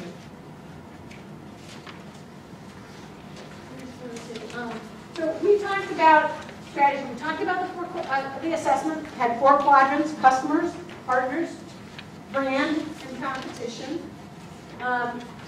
Looking for the influencer. Who is the most important person? Who knows a lot of people? Who talks about this subject a lot? You better it would be good to be buddies with them. Better to be buddies than have them angry at you. And if they're angry with you, your #1 goal is to resolve the issues that made that person upset, because they have a big voice in the social space. I hope none of you have that. I hope it's all the other case. It's just giving people permission to say good things about you. Don't be afraid to ask for specific action from the people that may be following you today. Get customers engaged in the actual strategy. As you build this strategy, it is perfectly all right, and I would highly recommend that aside from staff people in your board, ask 1 or 2 people out of the demographic groups that you're trying to target to participate with you for at least an initial meeting. Ask a mom whose kids have participated in the library, or one who doesn't. Ask a senior. Somebody over the age of 55, someone, an active professional. Have them represented to give you some feedback as to what would make them be more engaged with your facility. They don't have to be part of the whole process, but you need, like any focus group or any starting process from your community, it's really important. Teen education. And once you get the strategy done, you should have an education session with your volunteers and your employees about your social media policy. Right? Make sure everybody knows it, and if you have some sort of employee policy they have to sign off when they start work there, make sure either separately or as part of it, they read through and sign off on the social media policy. Some of the companies I have done work for never think about the fact that people have all these social policies out there, and they often, when they've been unemployed, when they've been asked to leave or change jobs, they forget to go back in and change that. Just to speak from the employer's side of things, it's important for you to know the only leverage you have in getting them to change that is before you give them their last check. So you should have an HR part of the HR issue within that should be that they have to change their social status of who they're employed by within 24 to 48 hours of leaving your employee. Why? Because if they leave and they're unhappy, they can do greater damage to you by showing that they're still employed by you. So I'm not sure how often this affects you, but it is a consideration in that HR department of things that you need to be aware of. You only have, it is their personal profile. They own it. You can't make them do anything. You can't ask for permission to log in and change it yourself. It's their personal profile. Therefore, the only leverage you have is to ask them to do it before you pay their last check. Now, But even then, they could say no.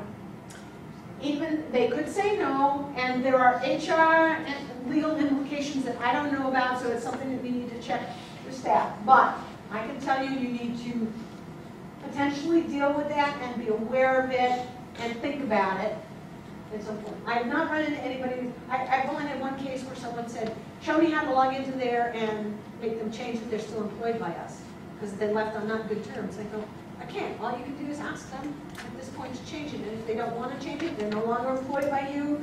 They've left, you got their last check. Unless you want to, they were employed by you, they're just not actively updating. They want to look employed. So to their benefit, they want to continue to look employed. That's a positive on their side. Just something to know as you move forward. As a resource back here, something I have what goals might be and what things you might measure, just to keep you, so if you don't understand that part of it, goals and the kind of things that you might want to pay attention to. And I've got 10 minutes. I'm showing a couple of tools and some suggestion things, but I can skip that and just talk questions. You have the slides that are in there as well. So what would you prefer? Some questions about strategy, or would you like me to talk a little bit more about some specific tools? When you were doing the interpreting the data, you know, you mentioned, you know, choose, like 5 board members, 5 customers. What were the other ones? Suppliers? Oh, as a vendor. A vendor. A vendor's is good, vendor partner, or somebody you have an alliance with.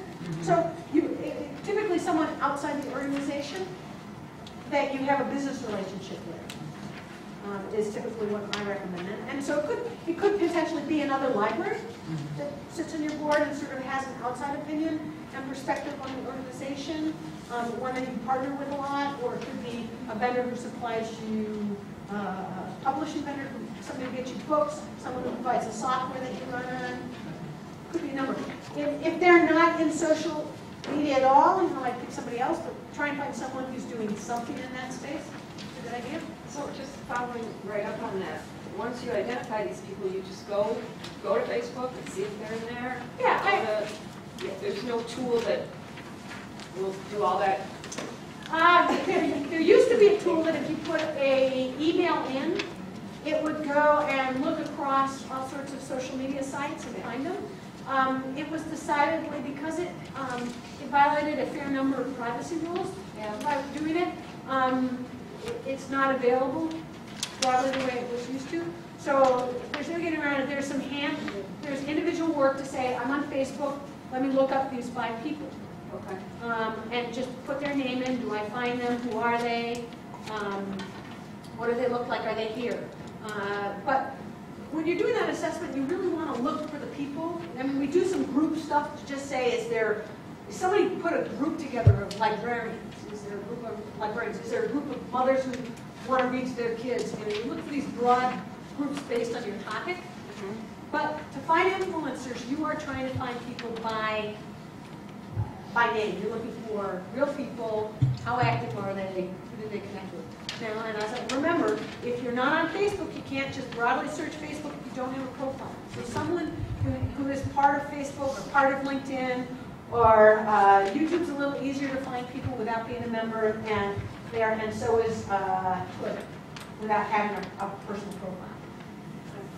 I would think also for some of us too, looking for businesses in your town that are locally owned to see what their action might be on social media and reaching out to them as well. Right, and there's, if you have, when you're looking for partners or vendors, maybe it's just your community members. So you're looking for, you are part of the entity or the factor in your community that brings people to your town.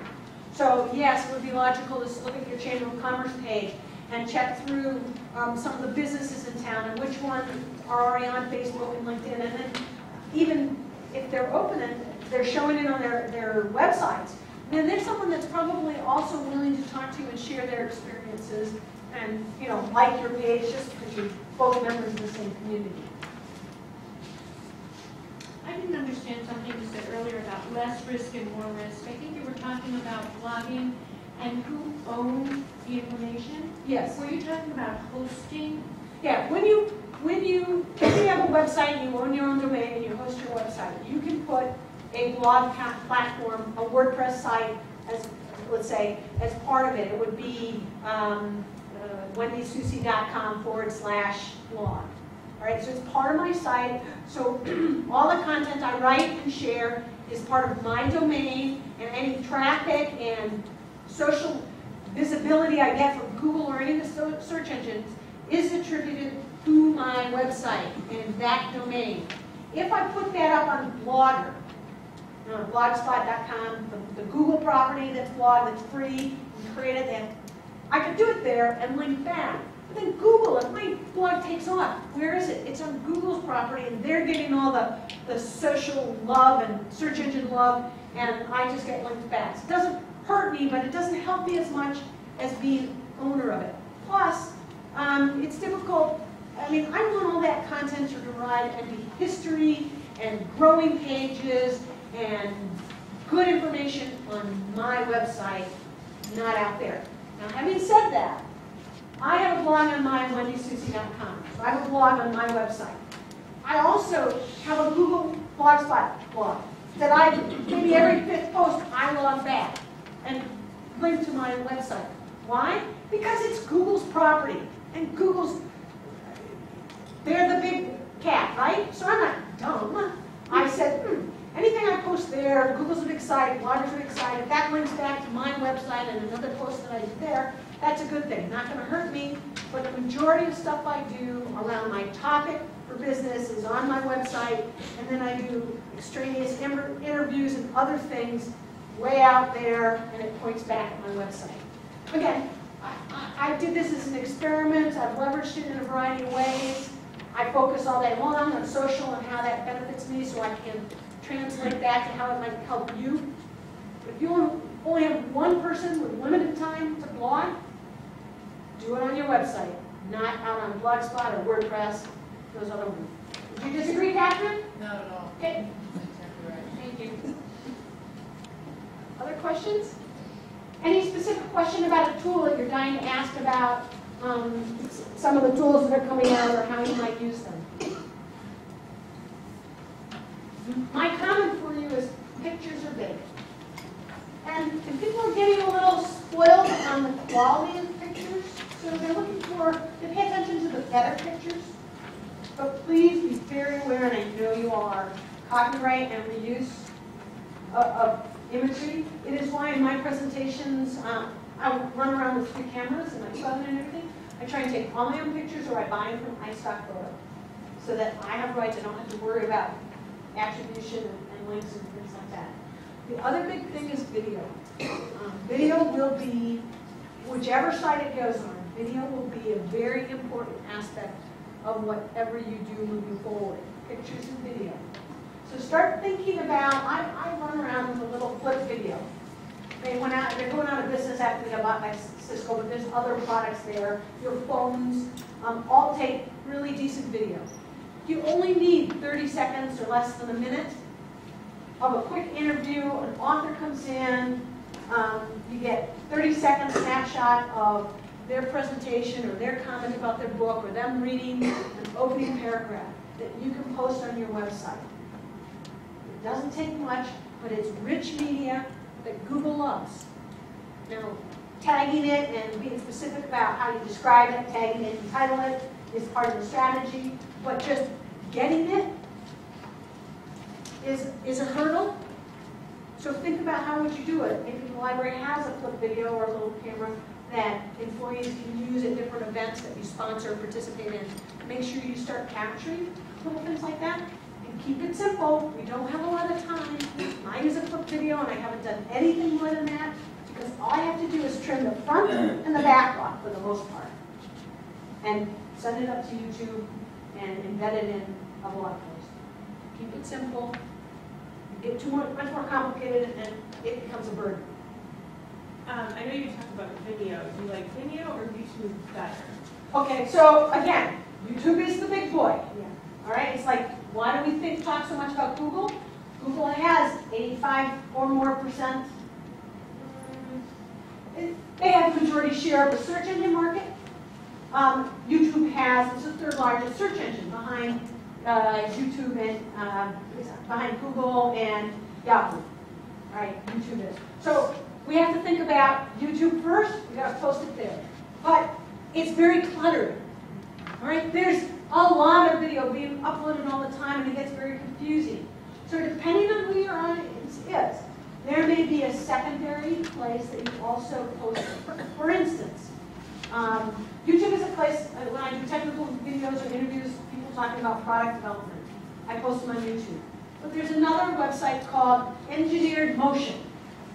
All right? It's all about technical videos about how to align shafts, how engines work. It's all this how-to stuff about technical stuff. So when I get a technical product, I often post it there as well because it's a filtered search for video. I think the trend is that there will be more sites like this that help narrow down the search to help people get the narrow piece they're actually looking for. Just like there used to be Grumpy.com, which was the search engine for seniors. Really, I mean, it was looking for products and services for the 55-plus marketplace. Filtered out all this other stuff that seniors just found too confusing. It really narrowed it down. It was very focused. I'm not sure it still exists anymore, but for a while it was there, and there are more like that. So that's what I think you're going to see moving forward, because the whole space is getting very cluttered, a lot more content, and we need easier, better ways to filter it to not get so much noise.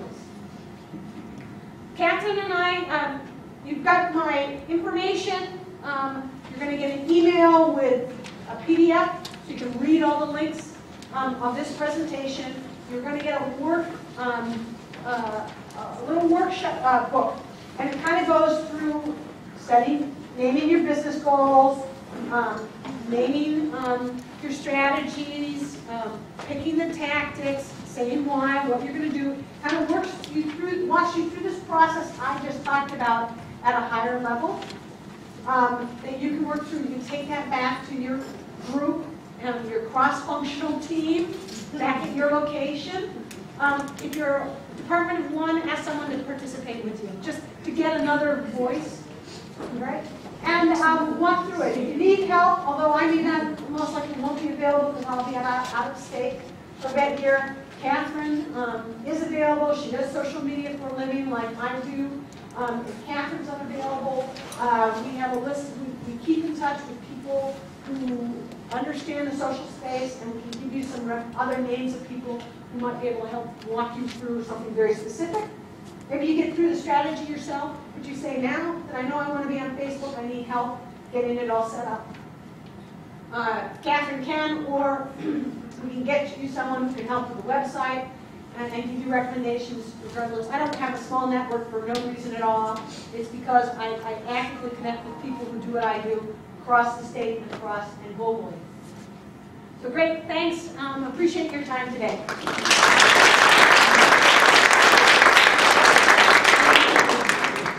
Just want to mention that we do have the evaluation forms that helps us plan for other continuing education programs.